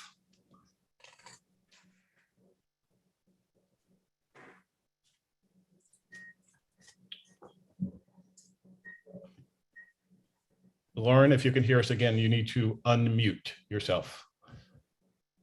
How about any other comments or questions before we? So yes, I did miss one detail. So in terms of folks who are going to be playing in these leagues, I think that there was a hope at one time to kind of have mostly children's leagues going on at St. Barton. Is that still the case? Yeah, the sense that we have with the ESCR programs and the new turfs was to completely prioritize kids and local kids, even with that. You know, of course, Parks wants adults to be out playing sports too, of course. But in this instance, we really said we're going to prioritize the kids, and then the adult leagues will be able to slot them because they can travel, you know, in the evening to other fields and other locations, but we really wanted to keep the kids local. So to the extent that we, you know, that's the game plan here. And Ken, chime in the chat if I'm getting that wrong, but that's definitely our, oh, nothing to add. Okay, so that's our goal. Great. Yeah. Claire will let me know if I'm wrong, but I think we might be able to move on to item 5. Correct? Yeah, I guess like one last chance for Lauren to unmute herself, but yeah, good call. All right, we could always come back and new business if we need to, Lauren, to raise it there. We're going to move on to item number 5. which is a report from the Department of Parks and Recreation. Wes, I believe you're handling that. Before you do, if I could throw out a couple things that you might want to address. Karen Lee, who was on board, the executive director of the Kips Bay Neighborhood Association. She says residents would like progress updates on the Bellevue South Park and Albano Playground renovations. And also, before one more, in June, the Parks Department announced that the 54th Street, rec center was renamed the Constance Baker Motley facility. Of course, Judge Motley is a late civil rights leader and former Manhattan Borough president. Now, we bring this up because this committee was never informed of the possibility of this name change until we saw media coverage about the name being changed. This committee should have been informed. Part of that is because of our knowledge of the area. What's interesting in this case is that, and I don't know if everybody at Parks knows this, but Judge Motley noted on multiple occasions that she did not like sports. With CB6 input, perhaps another place could have been named for her. Now, one sports development Judge Motley is known for. It's a federal ruling in favor of a very dear friend of mine, Melissa Lutke, who was a plaintiff. Melissa sued the Yankees, the city, and other parties because, as a baseball reporter for Sports Illustrated, because she was a woman, she was not allowed to interview players after games, and those interviews happened to take place in the locker room. Judge Motley's landmark ruling in Melissa's favor gave women the same access as their male colleagues, but she hated that she was known for that decision. Judge Motley's anti-sports stance is further confirmed by another friend of mine who works for Major League Baseball. And he lived on Judge Motley's floor when Judge Motley resided in Murray Hill on Park Avenue. He says she didn't like that many people know her for sports ruling, and again mentioned that sports is unworthy of its attention, frivolous, she called sports. So again, it would have been nice for us to know ahead of time. Nothing we have against the great American that Judge Motley is. It just might not have been the best fit. If new signage at the rec center has not gone up, perhaps there can be further consideration on this. I do want to give the floor to Marty Barrett before Parks does respond, because Marty, I know you have an opinion on this as well, unless I just expressed it. No, well, you did very well, especially all the background. Parks Department. Well, I've been a member of this board, as chair of the Parks Department, as well as the whole board over the years. The Parks Department has always been very understanding that CB6 has their opinions about namings, and just naming the new wave is by itself, without asking Community Board 6 if that's appropriate for that area. We all know that Glick Park is not Glick Park; it's East River. It is not. It's not really appropriate for the Parks Department to decide on naming within the district. You can come up with a name, and we would give our opinion one way or another. Certainly, what Kevin has come up with in regards to Constance Motley, I mean, really, certainly her descendants probably would not be very happy with that at all. We really would appreciate your being more understanding of the history of naming and Community Board 6. So if I could respond to that briefly, give you a little bit of background. First of all, just specifically about Glick and New Wave, we don't call it Glick. If you notice, when we just updated the signage there, it says East River Esplanade. Good. We're aware that that is the legal name, and that is actually what the signage says. Great. As far as New Wave Pier, when we brought this project to this board, this committee, In May, we brought it as New Wave Pier. That's what all the slides were titled, and that's what we called it. And there was no discussion at that time about any concern about changing the name. So it was vetted by the board. There was a vote taken to support the plan because we needed that to move forward to PDC, and it went to PDC as New Wave Pier. So we did not change it arbitrarily, and we did not change it without input from this board for New Wave. For the Recreation Center was changed by our former Parks Commissioner, Mitchell Silver, who retired, who left the agency on the end of July. It was part of the second round of renamings of sites that kind of had non-distinctive names. You know, we didn't take anything that was already named after a person or the unique event or things like that. Obviously, East 54th Street was East 54th Street Recreation Center. I was not involved, nor was anyone from Parks that is on this call, as to the original list of names that were generated and how decisions were made to rename names. But when the recommendations were made, they were put online for a month and for public input. We got hundreds of public comments. We sent out press releases. Again, I was not part of that, but I observed the process. So again, we didn't change any names arbitrarily. We made recommendations for changing names, publicly posted that, took public comment. Then Commissioner Silver made the final selections, and they went to City Hall for City Hall's approval. That's the process we went through. There was a public input component to that process in both rounds. We did a round last fall when we renamed the first 10 sites, and then around the round that you're referring to, the round that was done this past spring. So again, I don't know how that name was identified as someone worth honoring. I don't know how that name was paired with this rec center. I was not part of that process, but I do know that once that pairing was made, it was posted online for public input. Outside of posting, was Community Board 6 specifically notified? Because I don't remember. I tend to come to all the meetings, well, not all, but I don't recall it being part of a Parks Committee agenda at all.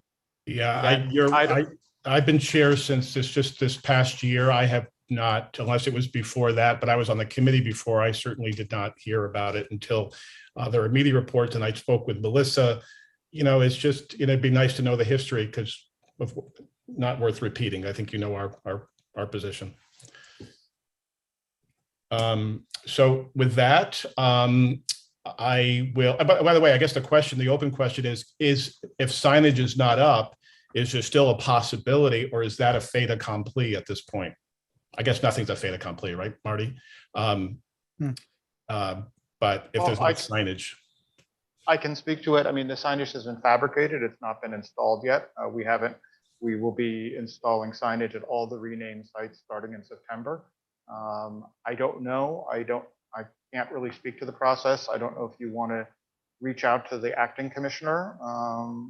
Commissioner Margaret Nelson is acting commissioner of Parks now.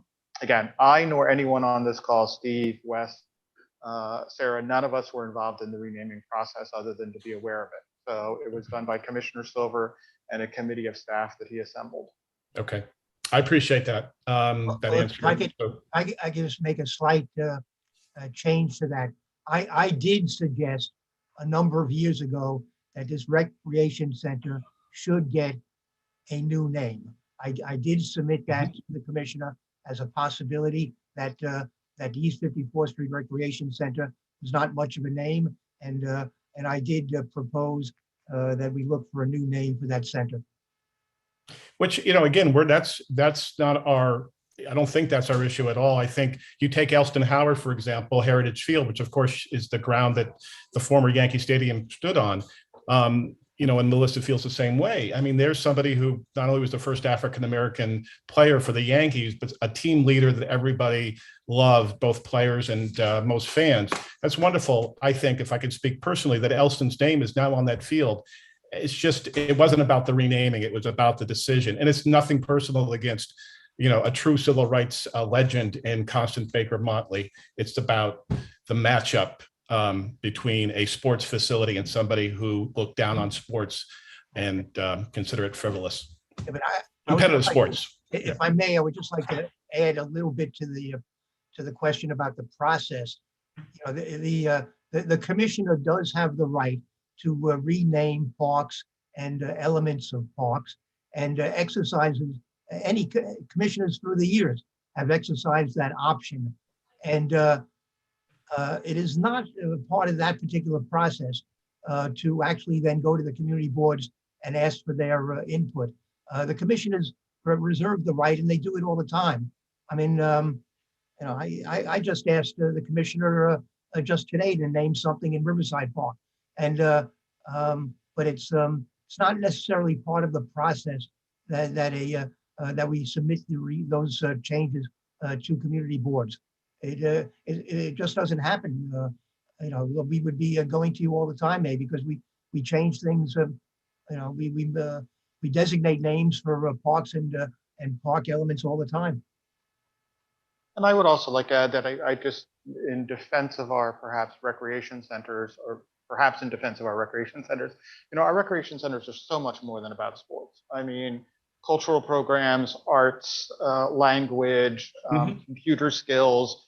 So it's perhaps a bit limiting to think of the judge's opposition to sports as an organized sports activity as opposed to exercise or recreation and all the other amenities and benefits that accrue from our recreation centers.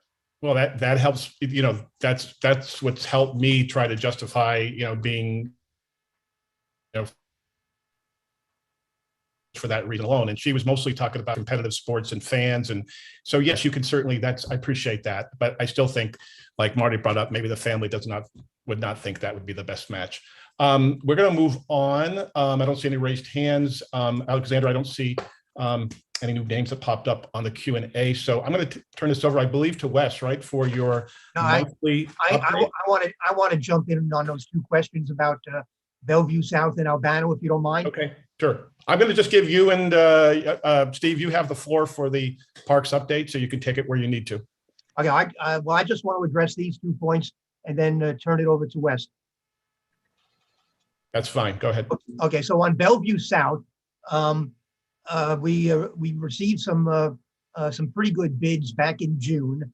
We are in the process of vetting the low bidder, who still has to provide some more paperwork, principally dealing with the need to satisfy apprenticeship requirements. But I think we're pretty close to finalizing the details for that contract. I'm assuming that he's going to pass, the contractor will pass muster, and we'll be able to then proceed to register the contract with the controller's office once it's officially awarded. So I'm hoping in this case that we might be able to begin construction, if not later this fall, but by the end of the year, perhaps. So Bellevue South is moving along. With respect to Albano, both the borough president, you know, maybe not everybody knows, this project was stalled for a number of years because it turns out that it's actually owned by the MTA. It's not officially designated parkland. So we needed permission from the MTA to proceed with this project, which they resisted giving to us until fairly recently. And with the help of Councilmember Rivera, we did finally secure the permission to proceed with that project. But a number of years have passed, and we had to consider increasing the budget to meet the current, you know, what's probably the current design requirements. And so both Councilmember Rivera and Borough President Brewer did provide some additional funding in this new budget for FY22. So we are preparing to move ahead. We're going to have to update the design and the specifications and repackage it. So it's probably going to take us maybe another 6 months into next spring before we're going to be ready to proceed into the procurement process. So at this point, I would have to predict that construction on Albano will not begin until the latter part of 2022.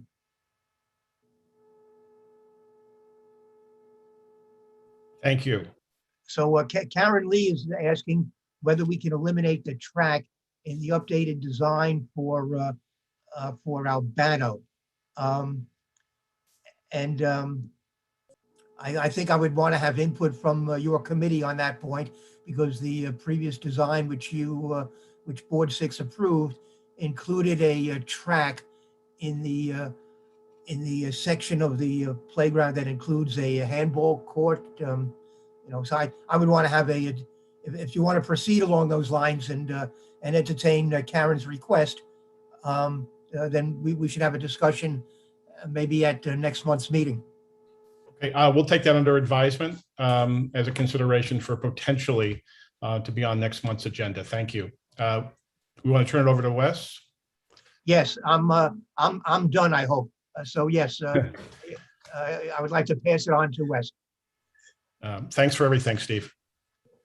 Good evening, everyone, and thank you, Steve, and thank you, Commissioner, and Sarah, and everyone who's here. I really appreciate it, and everyone who's out tonight on the Zoom meeting. We appreciate you coming out and visiting with us and passing along your information. It's very helpful to us. Just a few brief updates from myself, which just to start off to say that our permits and our park usage is way up. It's probably 3 times as much as it was this time last year. We're seeing the usage of the parks up as well. I mean, we're moving much better than the pandemic, but people are still wanting to have events and parties outdoors and not as many indoor events. We're also seeing people exercising and utilizing our parks in a different manner than we always have, which we're always adjusting to it and trying to adapt with staffing, which I think we were doing pretty well. But it is up, and we are getting a lot of permits. So we'd like to notice that. And as well, I'd like to put out there that our pools will be open until September the 12th. We've had Esther Levy opened all summer long, and really happy to have our pools in operation this season. And we've dedicated a lot of staff and a lot of manpower to operating our pools throughout the borough. So we hope everyone gets a chance to go out there and enjoy them before they're closed for the winter, or for the fall rather. And we are preparing to move into our fall season, get some staffing back, which is also still a peak time for park usage. We'll usually see high volume usage well into December and January until the weather turns a little colder. So we're preparing for that. We're getting ready for that in our parks. Also like to mention that the UNGA, the General Assembly, will be occurring soon at Dag Park and up in the northern end. So everyone to be aware of that, especially in your travels. We're not seeing as many permits for that as we have in the past, but we're definitely seeing more than we did last year. Probably some of that is related to a lot of issues with travel from other countries. We're still seeing issues with that with the COVID, but we definitely are going to see more than we did last year with the UNGA. May still cause some traffic issues and some closures of the roads and some access issues to some of the parks in the area, specifically Tudor Grove and Mary O'Connor. With that too, we're getting close. It's a little early, but I'd like to put it out there. We're getting ready for It's My Park Day for the fall. So all the volunteer groups that we're very thankful for your efforts. I want to make sure that you're reaching out to our volunteer coordinators, or if you're interested in doing a fall project or It's My Parks Day, please reach out to us and we'll be happy to coordinate you with a volunteer coordinator and get that project up and running. And we'd love to see everyone out on It's My Park Day coming up later into the fall. But now's the time to plan and prepare for that event. So reach out to me, I guess, as well. You can reach out to me through my parks email. Moving on from that, I mean, St. Barton's, as we had a lot of discussion, but the playground area is under design. Tudor and Mary Connor is also in procurement as far as own capital projects. DAG is procurement, and Peter Detmold with the water line is still under design. That's it for the most part for most of our capital issues, and that's what's going on in our parks. If anybody's got any questions for you, be happy to try to address them as best as I can. Thank you, Wes. Thanks. Appreciate it. Any questions, committee members or otherwise? We'll give you a few seconds. And Claire, I'm still dependent on you or Alexandra to read because I can't.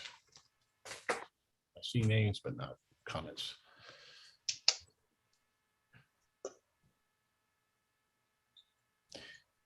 Oh, Scott, I think Scott Baker had sent an email. I see his name up there. This might be about, might be going back to the New Wave Pier.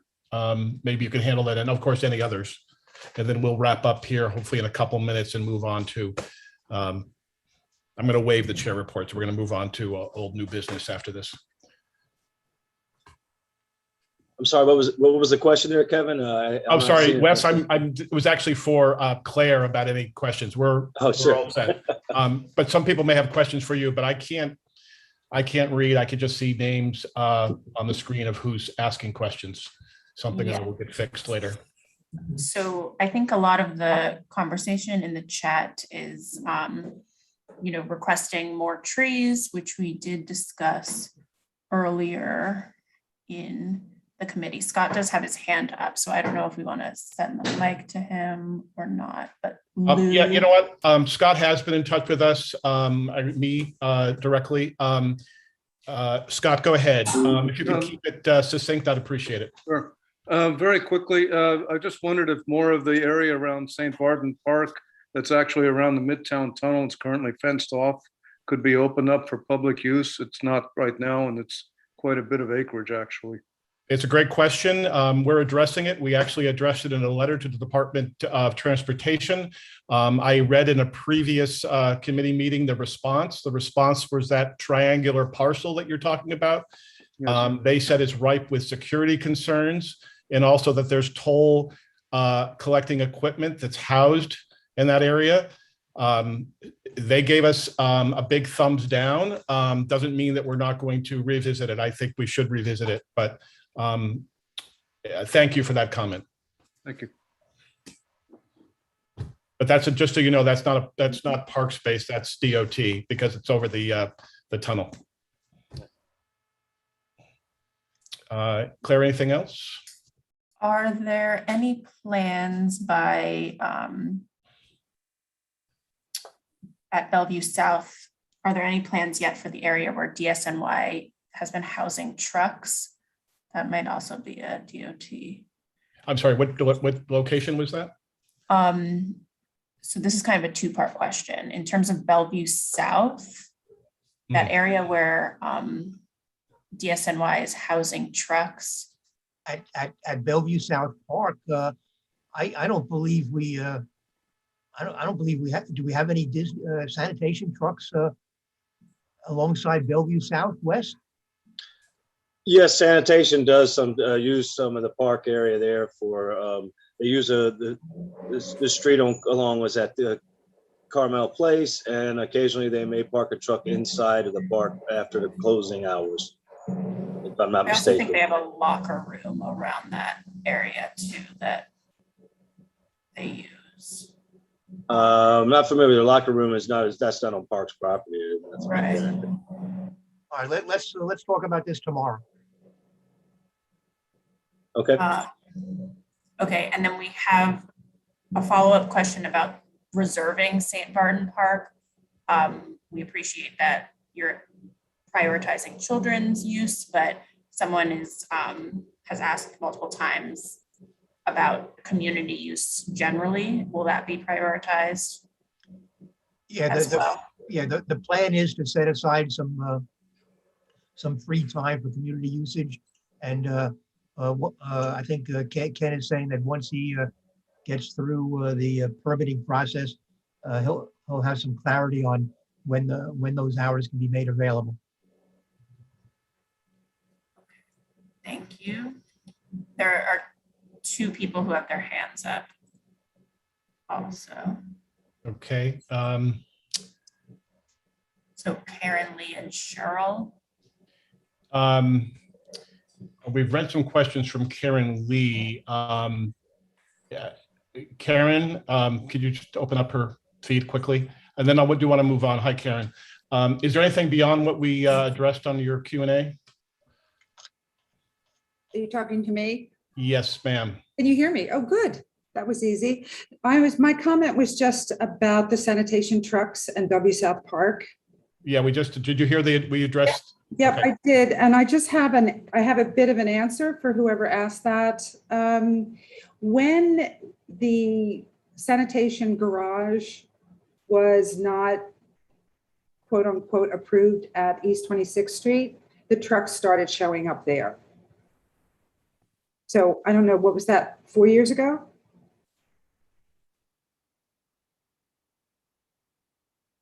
I don't have an answer. That's a Department of Transportation. I wish I had an update for you, unless somebody else does.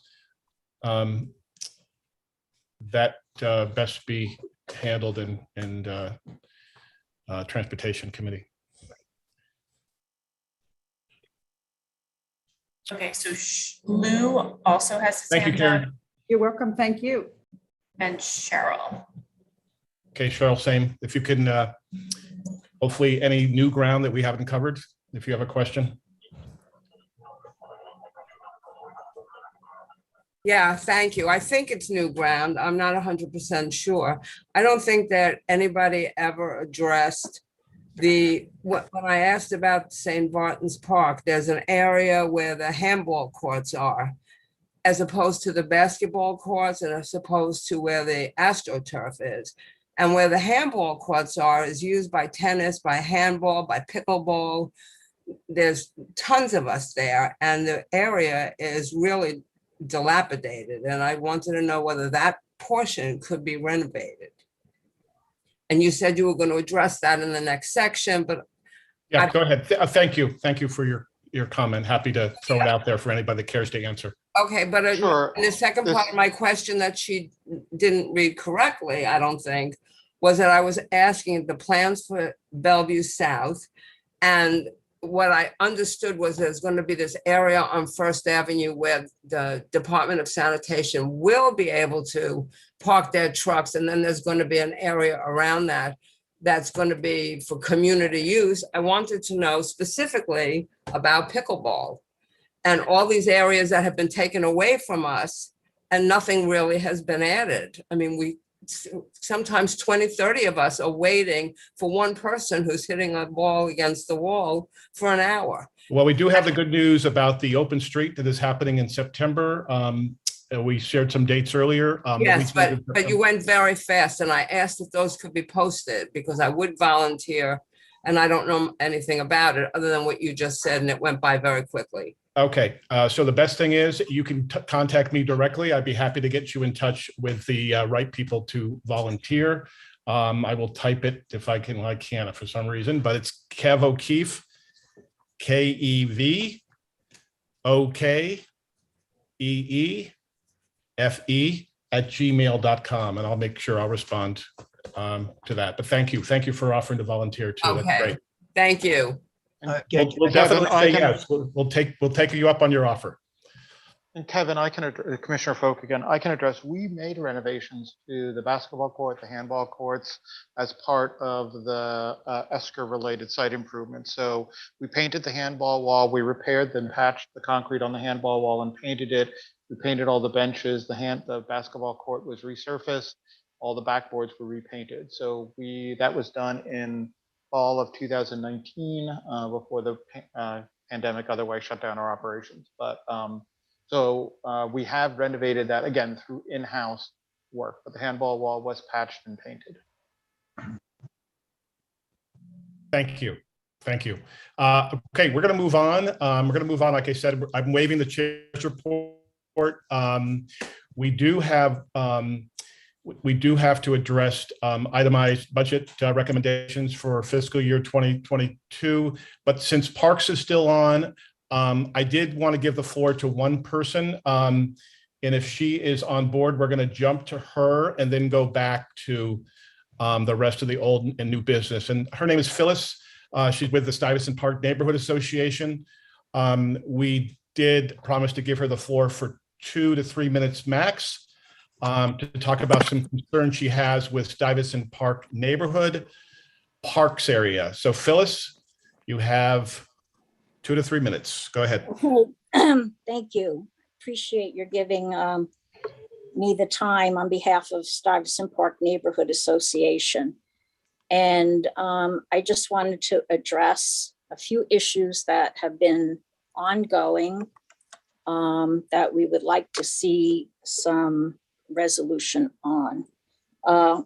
I work with Wes very closely and he has been very helpful. There have been some improvements, but we're not where we need to be. Number one issue is getting the garbage picked up every day at Stuyvesant Square Park.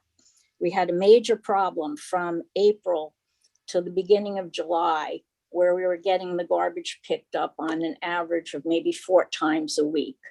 It's better now. It's probably more like 5 or 6 times a week, but I think that the garbage needs to be picked up. We think, the neighborhood thinks, it needs to be picked up daily.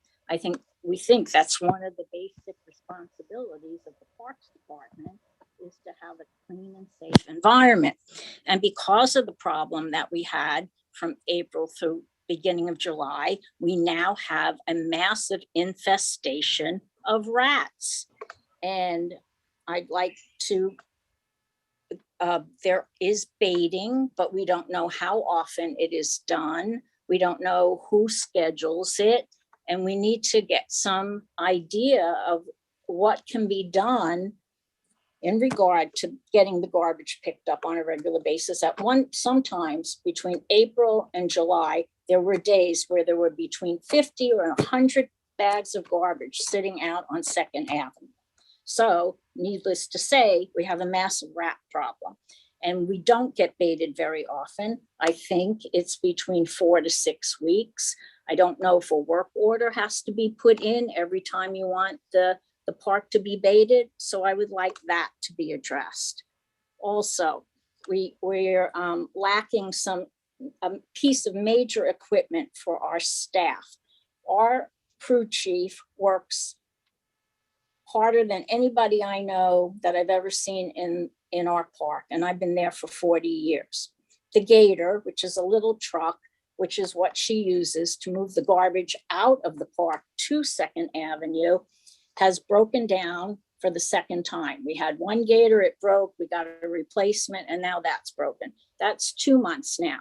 In this heat, she has had to remove the garbage in a wheelbarrow in these major heat waves. We understand, we were told that there's a Gator at another park in another district. I'm not sure of the facts totally, but we want to know if there's another Gator available, why has it not been brought down to Stuyvesant Square Park?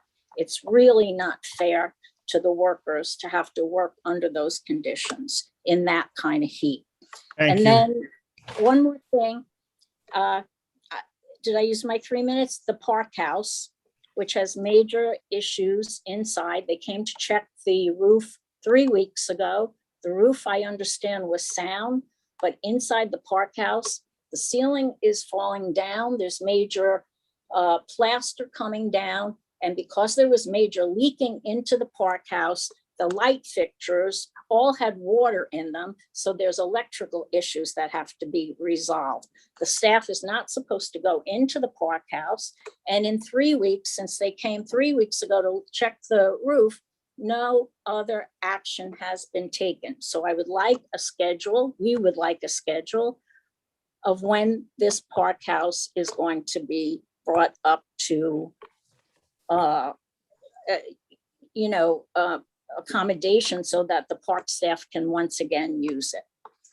Thank you very much, Phyllis. I don't know if anybody, is ready to address that now. I hope so. Wes, do you have anything you want to add to a response to that?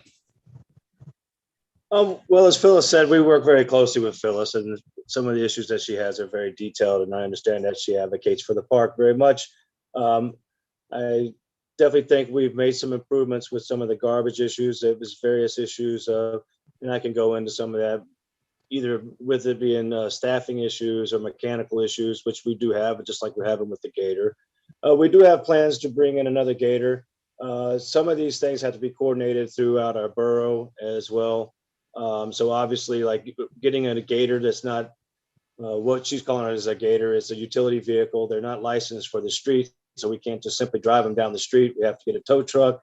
And our plans are to get a gator from another district and bring it down to there and haul that one off. And we do have plans for that, but obviously we're limited with our resources, and we have like one rollback truck for the entire borough, and obviously that has to get equipment to be what we call PMI'd as well. So that means regular equipment needs to be maintained with oil changes and stuff. So our tow truck is engaged in that very regularly, as well as emergency situations when a parks vehicle goes out of service or breaks down on the road. That truck then has to be pulled and utilized for that. So scheduling something like that to give an exact date of when that can happen is very challenging, because that the vehicle that is needed to replace it and do this is key to that, and it's very hard to say when it's available to do it, especially determined on if you have emergency situations. As I said, though, so as far as the garbage, I think, and Phyllis said herself, we've made some improvements.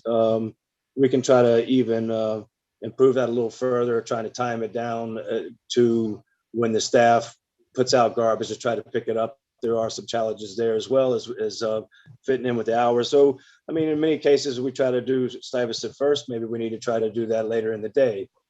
Some of my concerns there is if anything happens, it's a higher risk of a vehicle breaking down, but we can try to adjust those things to try to make some improvements in that area. Some of the issues that you brought up about the building, and again, that involves shops, which is another division of our Manhattan borough. And again, there are tradesmen, and their sources, their resources with them are also limited. They're trying to make repairs throughout the entire borough as well. All these things I know are needed to be done, and many of our parks have many issues that need to be addressed, but our resources are limited in how we can do it, and we do try to prioritize and try to make it things safe for the public is what we try to do is the primary thing, and as well as for our staff. But we'll address these issues as quickly as we can. Our shops knows about the conditions, and they're working on that to address that. And we do have a plan for a new equipment at Stuyvesant. All right, Wes, let's talk tomorrow and see what we can do to speed these things up. Okay, thank you, Wes. Thank you, Phyllis. Hopefully we've not only amplified your voice, but to give you an opportunity for that direct response that you just heard from Wes and Steve. So thank you to Parks on that. Thank you to everybody from Parks who joined us tonight. Sorry, do you have another question? I just have a quick question, and I can't figure out how to raise my hand here, but Wes and Steve, is there anything that us as a committee in the district can do to help expedite that? I appreciate that you all are saying that Phyllis's requests will be looked into, but I think that they've been sitting there for a while. Is there anything that our committee can do in order, besides putting this on the public record tonight, to make sure that the needs of Stuyvesant Square Park are addressed in a timely manner? Well, I think you accomplished something tonight by just having Phyllis speak so that I could maybe hear what the issue is more directly. Give me a chance to look into this tomorrow with Wes, and if we need any further assistance, I'll reach out to Jesus or to Alexandra. Thank you both. We appreciate it. And thanks, Thank Kevin. you. Thank you for adding that. That's a good question. And yes, let's make sure that we stay on top of this. Okay. I was actually seeing earlier if we could table this last remaining item.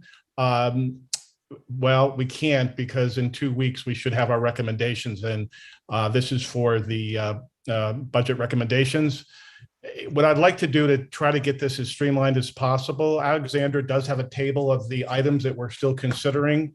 Last time we said if at least one person on the committee wanted to keep that item alive for recommendation to cover in the budget, that we should do so. I think we need to get a little bit more, bring out the sledgehammer, if you will. If we could put those up, we still have Parks Committee with a lot more items left than any other committee, but then of course we started with more than anybody else. But I'd love to see if we could put that table up, Alexandra, I'd like to go through and see if there's any recommendations from the committee on how to handle this. One option would be to go through and unless an item has unanimous approval to move it forward as a recommended budget item that we can, oh good, that's on the screen. A little small, but I can see it with glasses.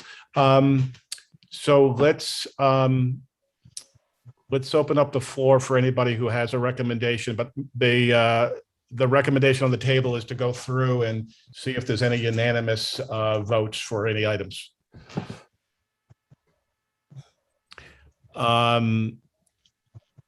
If that works, we can start going through these. Alexandra, if you don't mind reading, I know it's a little small for my eyesight. If you can read each item, I think we should see if anybody wants to keep it alive and how many votes that gets. Yeah, no worries. So the first item here is new park in Community District 6. Says, I'm sorry, how many items in total are there left? it says 15 items. Oh, okay. Let me try to also make this a little bit zoomed in. So Thank you, that's helpful. Yeah, of course. So yeah, number one is new park in Community District 6. And then here, as you can see, there's a blurb. Our district has the least amount of parkland. Okay, so there's no, Yeah. is there a designated space for this park? If I can chime in for this one. Yeah. One of the spaces that is being eyed for this is on 34th and the river. Right now, that space is about 11,000 square feet. It is being occupied by a very unattractive parking lot that is used by a big hospital in the district. And while we have reached out to our elected officials and they seem very supportive, that this should perhaps not be an unattractive parking lot and perhaps be some space for the community. And we have reached out to the agency that oversees this space, the Department of Citywide Administrative Services. They have been less helpful, but it is there. And we are, that is one space that could possibly be used as additional parkland because it is already city owned. And so to answer your question, that's one space, but. That's very helpful. Now it's coming into focus exactly what we're talking about next to the heliport. That's how we got Stuyvesant Cove Park. I think that needs to stay. My vote is to stay, keep that alive. Is there anybody who disagrees with that opinion? Well, I would just ask Kevin that you direct that request to the agency that has jurisdiction over the property.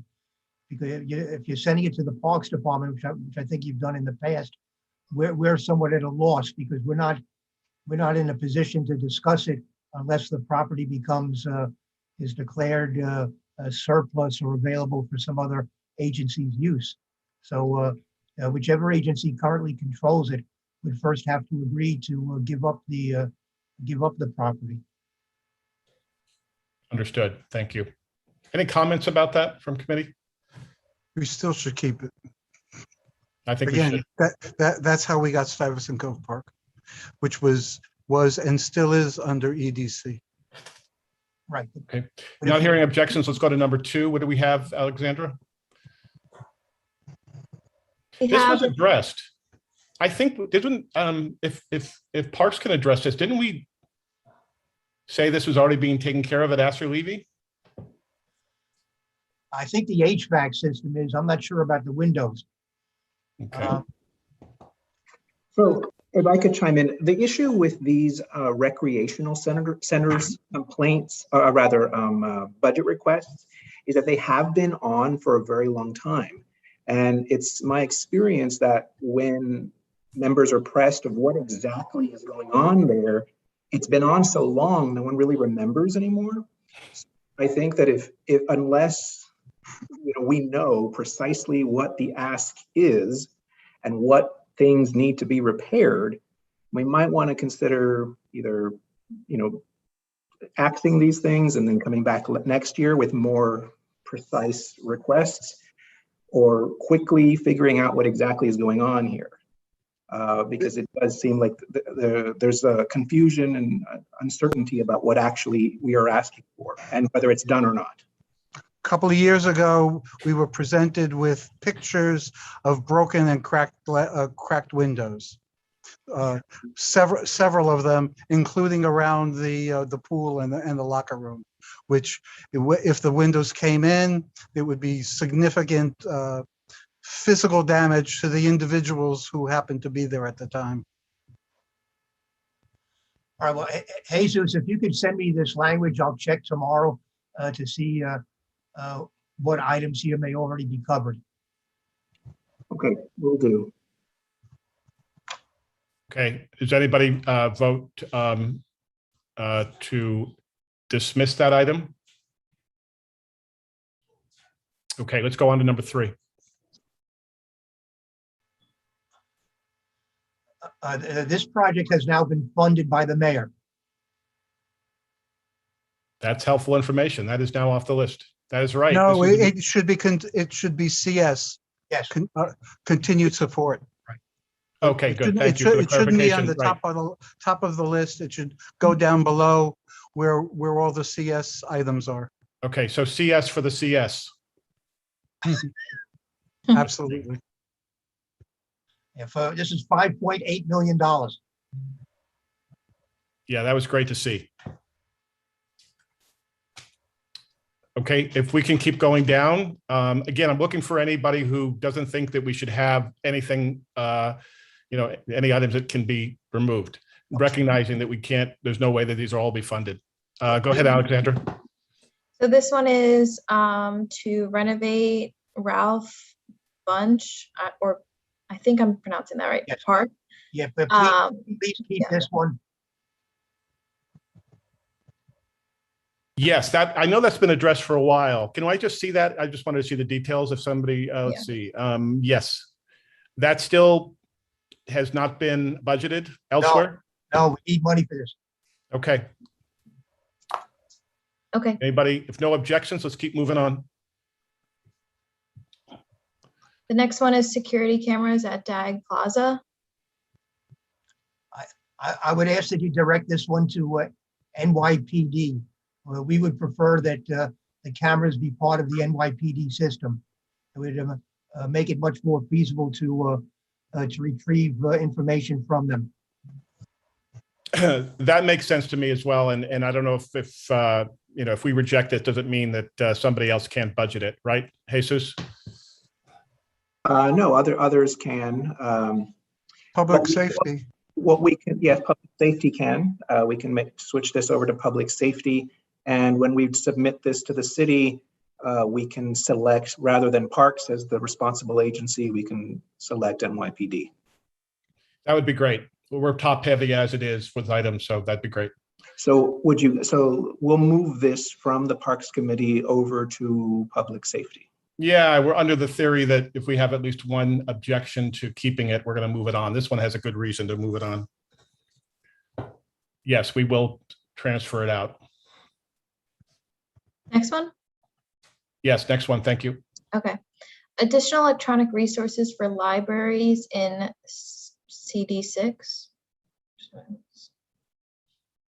So the library actually does, NYPL does actually sort of reach out to us and sort of ask us to put things on our budget requests. But when they do, it is never as specific as this.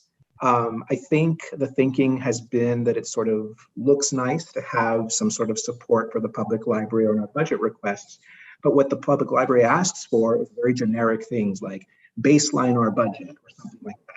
They never ask us to ask for something as specific as this. So unless this committee feels very strongly that this should be the request, maybe we should just make it more general. Like they used to come to this committee and they would come to the full board and say, we would like this and that and the other thing. And we haven't seen them unless the folks who are at the local branches are so new that they don't know to do so. These days, they have their governmental affairs folks reach out with emails saying, this is what we'd like, and it's always very generic. Yeah, well, the actual librarians, the managers at the specific branches would come to the Parks Committee. I guess they don't know to do this anymore. So dump it. I'm fine with passing on it. Thank you, Marty, for that input. And Jesus, yes, let's move. Let's take this off the list. Continuing. So the next one is renovate locker room / elevator at Rec Center 54. This one seems to be similar to the Astor Levy one. You know, I feel like this has been on for a very, very long time, even before I got here. So unless someone is certain what these concerns are. It was for ADA. Oh. Here, years back, we had renovate 54th Street Rec Center. And then we were told by the budget office that we would do much better if we broke it down. So we broke it out with the roof and then the windows, and, you know, and we had separate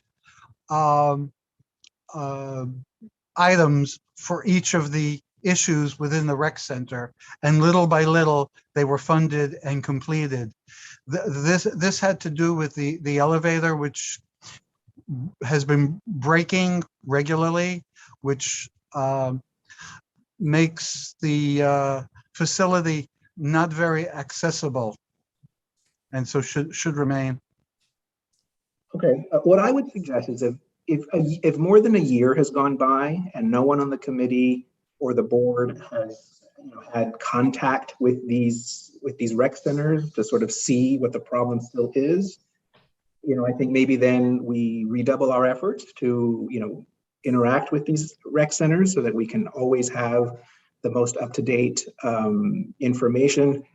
Because I do get the sense that sort of these things have been on there and then they sort of stay on there, but I don't know that we follow them super closely. And that's, I would agree. Reshma has her hand raised. Go ahead. Yeah, so I thought that the elevator had been fixed because we had discussed this about 6 months ago, and I can go and check again at the rec center. But I thought that the elevator part, the locker rooms have not been renovated, but that the elevator was fixed. Okay. Steve, Simon, if you're still on, do you have any updated details on? I'd have to get back to you about the elevator. I can certainly tell you that the the condition of the locker rooms is still an issue, and we still need funding. I've been looking for something like I don't know, $2.5 million to renovate those locker rooms. So the locker rooms definitely should remain on the list, and I'd like an opportunity to double check about the elevator. I mean, the problem, Jesus, the reason a lot of these things stay on the list year after year is because we're not able to get funding for them. It's not that necessarily that it means that these are no longer relevant issues. We just don't, we haven't, some of them are just too expensive for the council members or the borough president to pay for, and we just don't look out. But I would appreciate it if you would, at a minimum, keep the locker rooms on this list, and I'll get back to you about the elevator. It took us 20 years to get the Stuyvesant Park fence done. Yeah, and I totally get that. 20 years, we would get $1 million from this one, $2 million from that one. Sometimes the money disappeared, but it took that long. So yeah. Let me ask a rookie question as chair. Is there a danger in having too many items on here that they're not taken as seriously? Not at all. You sure about that because of what you just said? The Parks Committee tended always to have 75% of the budget requests, because some of the other committees just don't bother. Well, could I also explain that one reason is that the Parks Department is largely reliant upon the community boards, the council members, the borough presidents for our funding. So other agencies get like large lump sum I'm speaking now specifically about the capital budget. Other agencies get like large lump sum amounts. They can make choices and decide how to fund particular projects within those agencies. We don't really have that luxury. You know, we have a limited amount of money, and in order to get many of these things funded that are on your list, we need to go, hat in hand to the borough president and to the council members. So, and they need to see these items on your list, because when we tell them we need it, it helps to see the supporting detail from your budget priorities. So you concur with Marty that it doesn't matter Yes. if the list. Because not that I'm biased, but I think the Parks Department is in most need of having these items listed on your budget request. It's we live and breathe based on how we can get this funding, and these community board budget lists are the first step in that process. Okay, this is really helpful, at least for me. And there can be 40 items on the list. Yeah. So it really does, it doesn't hurt having something there. And One thing I would suggest, though, is that because we at one point had 80 different items on this list, and we have trimmed it down to only about 50. Now, that makes it easier to sort of manage all of these things. And if we're going to have all of these things, I'm not saying Parks should not have the most number of requests, but if we're going to have these things, we really want to ensure that we have like the most pressing of the priorities so that we can manage them better and follow them better, because it does seem like one member knows what these things are all about and everyone else doesn't. And that is a problem. We do need to make sure, and it's been probably years, some of these rec centers have been reached out to, and so that is a problem. So we want to make sure that these things are on our list, that they have the most up-to-date information, and that we are clear what we're asking for and what the conditions are at the site. Steve, is it possible maybe for Kim McNeil to like send us a list of the things that really desperately need funding at our rec centers? And then that, when we ask, we can know, because it makes us look bad when we ask things and we're not really sure what we're asking for. Yeah, well, that'll have to come from, Kim is no longer with us. She retired. So that'll have to come from Ken Conyers. So that's a certainly reasonable request. But you should also feel free to invite the rec centers to your meetings on an ongoing basis. They should be giving you updates, every month if you want. They should be coming to your meetings as well. Good idea. Bella from 54th Street used to come every month. All right. Well, let's agree that we're not going to put anything up in 2 weeks. We have 2 weeks of work, right, Jesus, before this needs to be submitted. That we're not going to put anything up if we, unless we know for sure if that elevator has been fixed. And there's no, exactly. We don't want to look like we don't know what we're talking about. Yeah, I'll let you know right away. Okay. Okay, let's move on.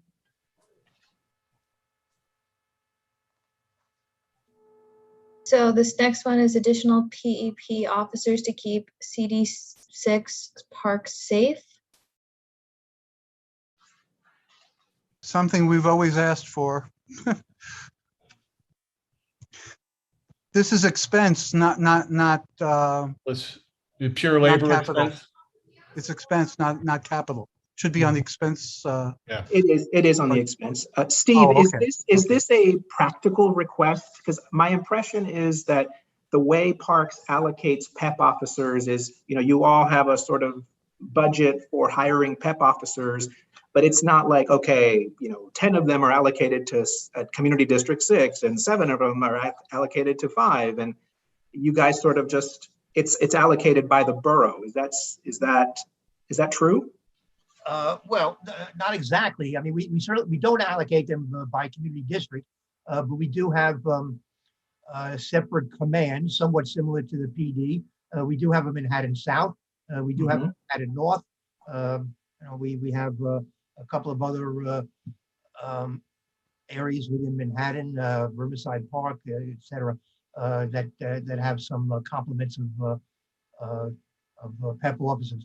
I mean, to me, this is a perfectly reasonable request.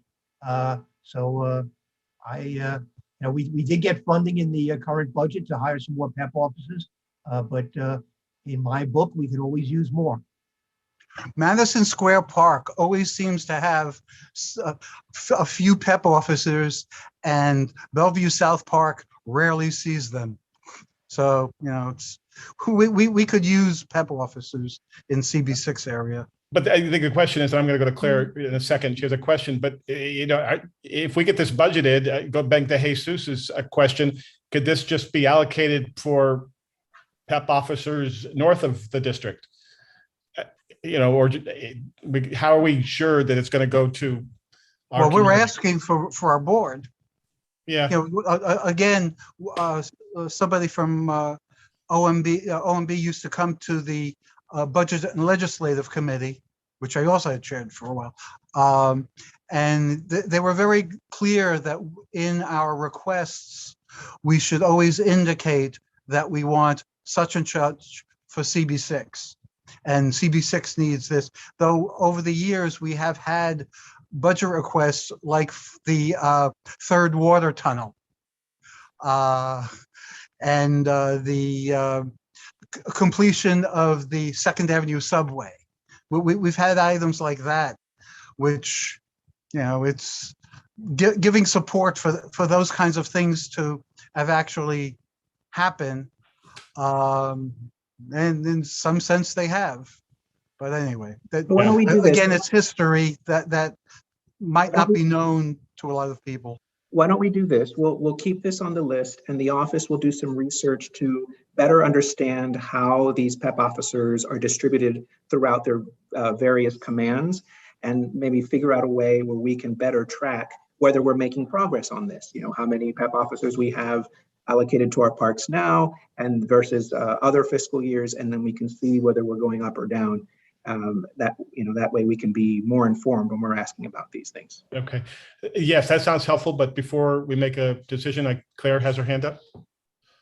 I know that these requests are supposed to be specific, but I just want to follow up on a previous question that I had about, with the addition of this new wave pier, but no addition of parks staff. Is there any way that we can kind of more generally ask for parks staff, not necessarily enforcement staff, but gardeners or people who are familiar with parks more generally instead of enforcement? Would that We've always had that as well.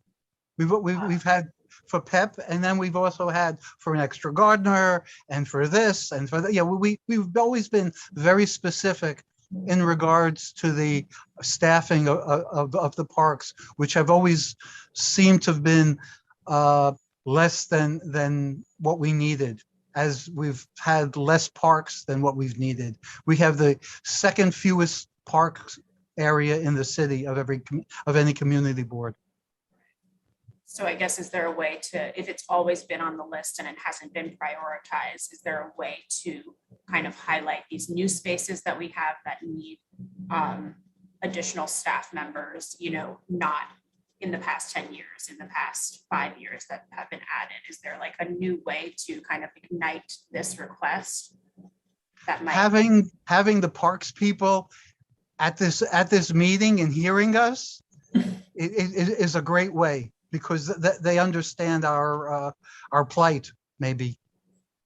But if I can second Claire's request, I think it's certainly legitimate to also have a separate item asking for additional M&O staff, for maintenance and operations staff. Other boards make those kinds of requests as well. And again, it helps us in the annual budget go round as we try to get, additional staff. We did get again, and we did fairly well in the FY22 budget, but some of this additional money at this point, as I understand it, it's a one-shot deal. So we're gonna need support to get funding once again in FY23. So I would appreciate it if you would also list the need for additional maintenance and operations staff, and if you want to cite the new wave pier, there's no reason not to. Kevin, could you add that as a separate item? Yes. Alexandra, did you hear that? I'm taking notes, but I want to make sure it's flagged there as well. Yeah, I'm That, taking notes too. I'll make note of it. Great.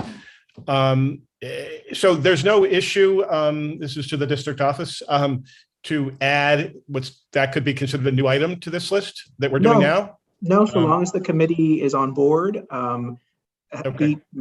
Try and be very clear about the language. So you want additional maintenance and operations staff for parks in Community District 6. Especially as we have this new area called the New Wave. Mm-hmm. That will go in the little 800 character blurb, but just as far as the request itself is additional maintenance and MNO staff, I guess is the term of art. Maintenance and operation, as Steve said, staff for parks in Community District 6. If the committee is okay with that, then we can add that. It looks like our board chair would request the floor. Yes, no, I'm just agreeing with, oh, yes, Kyle. Go ahead, Kyle. Hey, everybody. I just want to echo something that Jesus was talking about before, is that as we're looking at this budget, what we want to do is, like, obviously everything that has been put on this budget request is important for some reason or the other for many, many years. What we want to do with this budget request for this year is to really modernize it and really ground it in the things that are happening in our district and why it's important to that. So, for everybody who's on the board, on the committee, definitely jump into this conversation. But one of the things that we want to do, and this is exactly what Marty and Claire have been doing just now, is like, how do we relate it to something that is very specific in our district right now? So we can put everything that's on this, but, we need to prioritize, we need to modernize, we need to make sure that the things that we're putting forth is a smart budget, is landing with, the proper decision makers and actually getting those things done. Because at the end of this is going into a whole district needs document, right? Where we're going to have other committees with their needs and everything like that. So we want to make sure that we're grounding every one of these items, that we're modernizing it, that we're not just keeping it on because it's been there for 20 years, but how do we relate it to right now and make it as urgent as possible? So I just want to encourage that type of conversation going on forth as it has. Thank you. Thank you. And I was going to, that really opens up a nice hole in the offense because, there are issues, I'll take one that obviously was an initiative out of committee on the basketball nets, and that's going to continue. Other people have actually picked up on what we started and doing it on their own, even in our district. But there are basketball hoops that people will not play on, and that's on Petersfield because you can't put nets on them. They're old, and I'd like to think something like that is truly because we listen to the modern day community, and families that wish they can play basketball there, but they can't, or they don't want to. So if that's the type of thing you're talking about, I think we should open that up. Exactly. And that's the hard part of creating a budget request, is balancing this need of like, okay, what are the big picture things? And then also what are the things that we can achieve through a budget request? And then through that, prioritizing where we should place everything and what should stay on a list.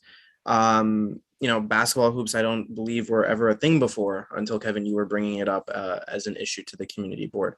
Mm-hmm. So that's also should be part of this conversation too. What are the things that are not said in these budget requests, things that should be said, right? That aren't necessarily big ticket items. Like exactly, right? That would be an expense. That would be part of the expense budget. Right. The issues are the capital budget is items that are $50,000 or more and are for longer than 5 years. I forget now the term, but the expense budget is for things like the basketball nets or additional staffing. Mm-hmm. Right, exactly. So I'm not telling the committee what to say and all of that, but I just want this to be part of the conversation as you think about it. And for those who are, being quiet on the committee, like definitely feel comfortable to jump into this as well, because, there are many things that can be put into this. So at the end, you want to then refine it and say, okay, well, what are the most important things? What are the actionable things, achievable things? And then what are the really meaningful things to the district as well? Because listen, on the other hand, like, of course, it's in the interest of the Parks Department to have everything as as listed as possible in a budget request, because the parks needs that. So as we think about that from a district needs point of view, like what are the things that we absolutely need right now and that are completely, related to our district? So that was a good question. Like if we get the budget request for the PEP officers, does that necessarily mean that those PEP officers will then be assigned to CB6, or will it just create a larger, enforcement agency that they can then put, in other districts? So that's a really good question to have. Thank you. Did anybody have their hand up? I think Rachel had your hand. Or was that from before? Hold on, my screen. Okay. By the way, normally in past years, we would do this in May and June. And this way we would have pretty much half of the night's agenda in regards to the budget requests, and then we would finish it off in the September meeting for it to be presented at the October board meeting. And then the requests go to the borough president and the board chair during the meeting with the borough president would present, as they go through the different departments, the issues that were the biggest things that we came up with. And invariably around the table with the at the borough board, other boards will say, yeah, we want that too, and we want that too. And then it would be the borough president in their presentation, because there's the borough needs and the borough budget, you would then have these items listed in the borough president's budget priorities. So there's a long process that we are taking it up at this late date is a little late. That's all. Yeah, and I take full responsibility for that. Just you didn't know. You didn't know. Yeah, no, rookie mistake, I guess. But no, I take full. But I'm glad we're addressing this now. I've learned a lot tonight just from how far we've gone through this. By the way, the historical knowledge of I and a few of us will soon be gone, because Councilmember Kalos a couple of years ago instituted term limits for board members. That was his legislation. Oh yeah, that was his baby. And, I didn't know that. Oh yeah, and Didn't we all vote on that? The whole city? It was. Yeah, let's get out of the politics. Yeah, It's just good What's information. done is done. Just good facts. Good facts. Let's continue to go. I'd like to. If anybody has any projects like I had mentioned, and I would like to request, modern basketball hoops. And when I say that, something that can actually hang a net, not just a rim, and a basketball net supply. If there are any other, like Kyle had mentioned, that are more modern because of what you've heard throughout the community, this would definitely be a time to, at this late time, and I agree with Marty. Whether it's capital or expense. Yeah. Yeah, capital 50 or more, or expense. So just to be clear, are we adding the maintenance and operations officer request to this list or not? After some research to find out if they can be designated for the community. CB6. Correct? We'll liaise with Steve to find out a little bit more about that. And yeah. Like we can work with that, then we'll put it on the list. If not, we'll research it more and see about next year. Okay. Yes. Okay. Can we go to Alexander? Where are we? Number 9? Yes. So number 9 is hire more staff for parks and CD6. That's where there's the maintenance and operations right there. So it's been on. Yeah, this one is, yeah. Okay. No objection. Are we agreeing to amend it so it's more current and includes New Wave Pier as well, to kind of highlight that it's good point, not just something that we keep on asking for, we really want this? this time. And also, if we feel that the new public, general public coming into the St. Martin Garden, for example, this would be to designate it. Yeah, so just change the wording within the blurb to add those items. But how specific do we need to get? Can we be somewhat vague?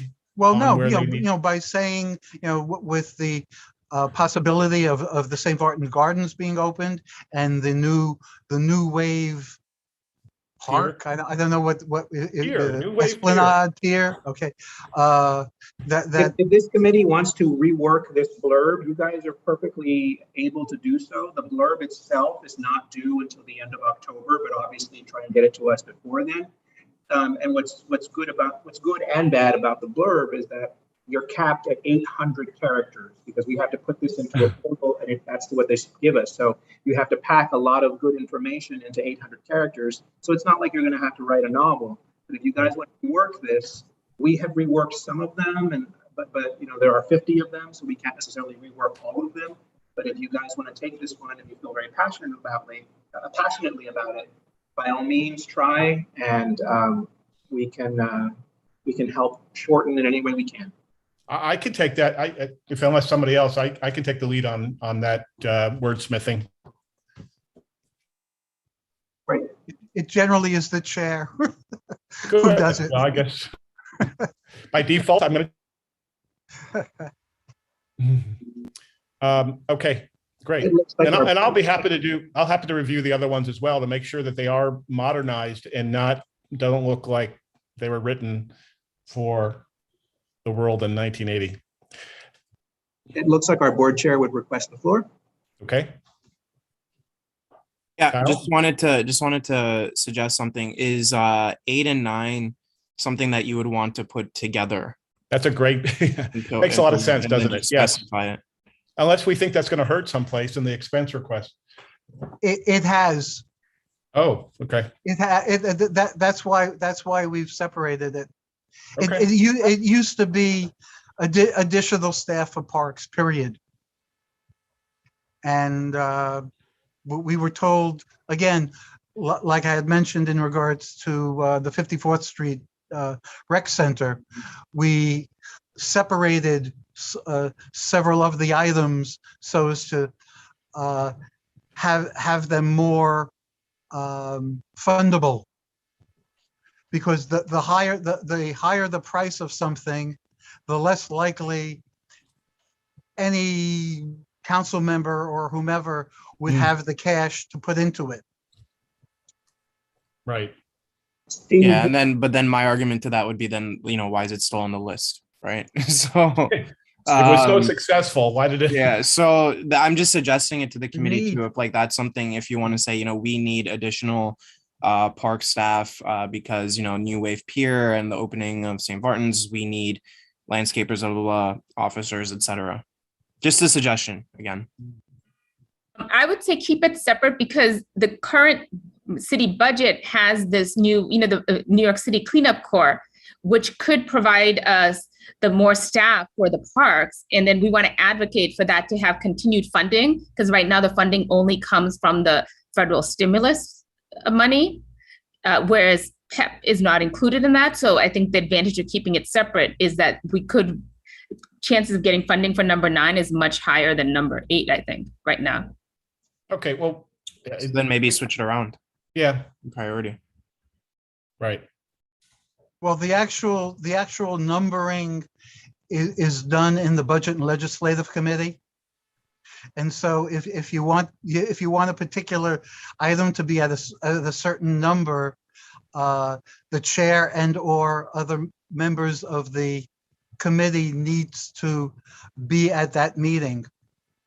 It's another committee that I've chaired, and at least one time there was nobody who came to the committee meeting, and I put it all in order myself. So. It's so this order. Sorry, so this order doesn't really reflect. Yeah, no. It doesn't matter. The order doesn't matter here, but we present. Okay. Right. Didn't think so, but thank you for clarifying. Reshma, I voted for you. Thank you. So did I. Thank you. Okay. Where are we? So we're at number 10. This one's also about the library baseline, current library funding. This is pretty much what the library asks for these days. So if you're going to get rid of the electronic resources one, this one seems like something that's worth keeping, unless the committee just doesn't want it on there anymore. We got to support the libraries somehow. Yeah, only- it just if seems only so name. non-descriptive. I mean, like, what is it for? What's it going to go for? Unless I'm not reading it closely. Electronic assets. And staffing. We used to also have books in there. But the libraries don't have books anymore. No. They have books, digital. Thoughts on this item? Anyone? I'd say keep it. Keep at least one library. Is that okay? So we're going to keep it. Next. So this one says remove. I don't know if that has already been discussed, or Jesus, I don't know. We've been told that this is complete. Okay. Yes. Okay. So And next we know one, it's not called Glick Park either. Right. yeah. The next one is repair fountains in Glick Park.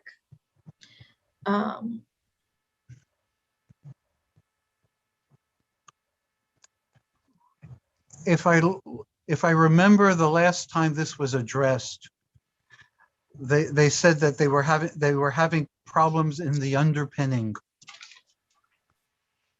And until that was going to be resolved, this wasn't going to be resolved. So Yeah, if I can, I would, if I could have a chance to look into this. I think our people may have determined that this wasn't feasible, but I think Marty may be right. So if I can have a day or two to look into this, I'll get back to you. Please. And by not feasible, that just like the New Wave Pier, there's just not any. What is it, problematic to put power there?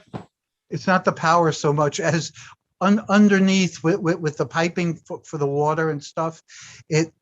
I was never in favor of this, by the way, because when the fountains were working, it was a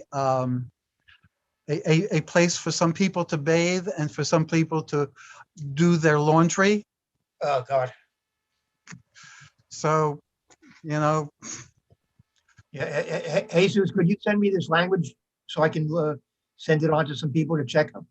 I will, yes. And it's because we need to find out what the status is, because since this is continued support, obviously somewhere along the line, someone on CBC thought that this was moving forward. Right. Yeah, I think at one point we may have thought that this was going to be part of the recently completed project, but it turned out that it wasn't. But there is another project that, at this location, which is in the pipeline, and I need to know whether or not the fountains are part of that scope of work. All right, we'll send you this language. All right, thank you. Thank you. Next one. Yes. So this one is repair fountains in DAG Plaza. Yeah, this should remain as continued support.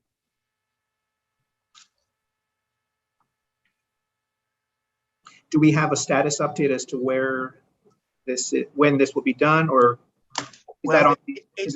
It's probably the number one priority in a capital project that's been in the works for a number of years.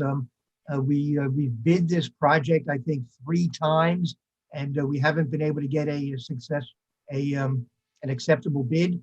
We're now in the process of reviewing reviewing all of the elements of this project and maybe paring it down so that we can get a bid that we can accept, which won't be above the budget. we plan to move forward with this project. We plan to include the fountains, but we probably will eliminate some of the other things that are in that current scope of work. Okay. Okay. The next one is redesign of Bellevue Park South, continued support. Yeah, well, this is the project I referred to earlier.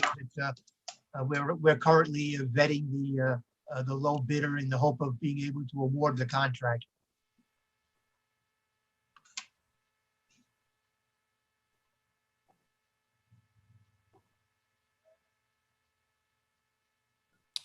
Any comments on that before we move on? Continued support until such time as it's either done or taken off the books. We used to get a listing of all the capital projects, and it indicated what the project was, the project number, et cetera, the dollar amount that the project was supposed to be. Sometimes it gave dates. It came through the board office. I don't know why we haven't gotten it in a couple of years. Okay, I don't know either. Well, if I don't generate them on a regular basis unless somebody requests it, but if you ask for it, it can be provided. It came from OMB. It came from OMB, and it was for not only parks. You know, it was transportation, et cetera. It was and it was the run included, you know, the entire borough. So we would have to parse out those pieces that were for CB6. But all right, I haven't seen it in a while. Okay, I can only give you parks. Yeah, sure. It's on the OMB website. I can pull it down and send it to people. Great. Yeah. Oh, it's great. Thank you. Actually, one other question on this, and someone mentioned this in the chat too, is Ralph Bunch Park renovation done? Because the scaffolding is down. Yeah. The scaffolding was there to do facade work on a building in Tudor City. Has nothing to do with the park. In fact, it impinged upon the park and prevented us from making repairs for a number of years. So thank God that scaffolding is finally done. Because now if we can get the money, we can do the renovation to Ralph Bunch. Ralph Bunch still needs money to be renovated. Please do not take it off the list. Okay, thank you for confirming, because someone had put that in the chat, so I just wanted to double check with you.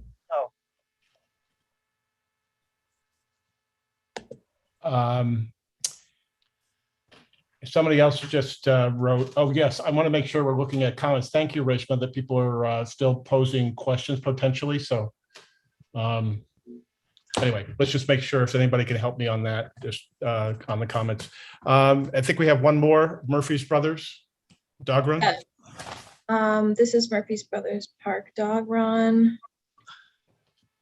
This is supposedly included in the scope of work for the ESCR project. Yes, I believe that's true. Yes, well, that's what the press release that I saw from the mayor's office, it was. But by the way, we renamed this park. So it no longer has any apostrophes. It's Murphy, oh God, it's Murphy Brothers. No apostrophe S on Murphy and no apostrophe on Brothers. Oh, good. The grammar police won one. It's about time. There were two Murphy brothers. Yes, that's why it's Murphy Brothers, but no need for any apostrophes. It was too confusing. Thank you. I was half expecting the commissioner to name it Motley Brothers. Oh, don't, no, no. That's not fair. Oh, brother. Okay, onward to the, that's it. Wait, I have a question. Are we keeping Murphy Brothers or? Well, it's under continued support. Okay. And there was one more thing that I didn't quite get. So sorry, I'm trying to make sure the notes are fairly decent. The repair fountains at Glick Park, we're just going to say to be determined, parks to research. No, those are slated for removal, and when the board votes. No. Not fountains. The fountains. I'm going to get back to you about the fountains. Yes, yes. Okay. I need to double check where we are with the fountains. Okay. Thank you.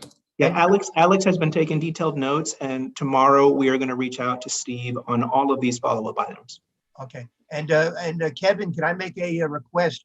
If you're going to include the backboards and rims at Petersfield, Yes.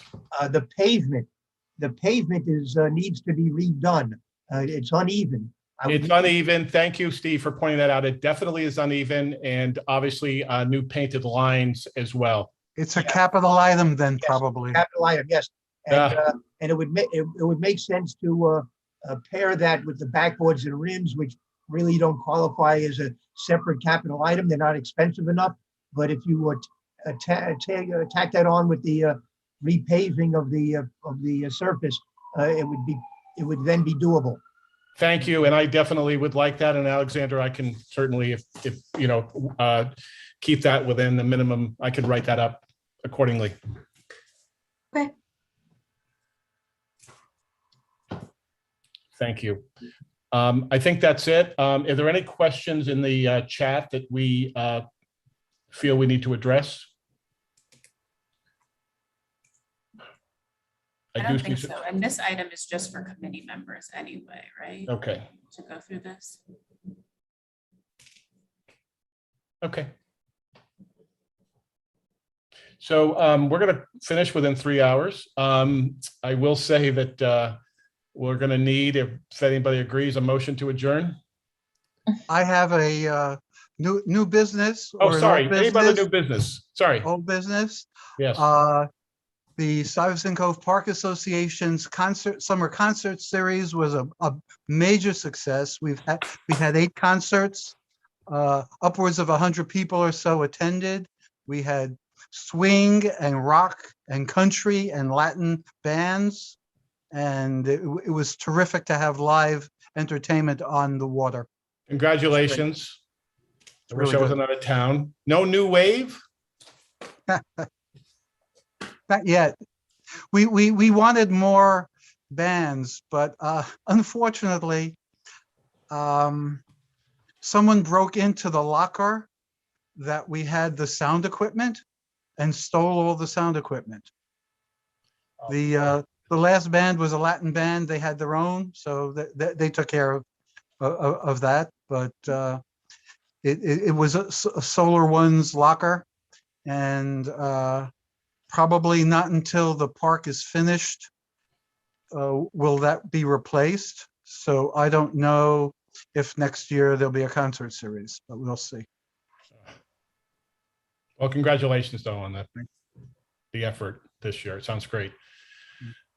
Okay, any motion? Move to adjourn. My hand's up to. Okay, motion to adjourn is accepted. If there are no objections, we will adjourn the meeting at 9:54 p.m. Alexandra will end the live stream both via the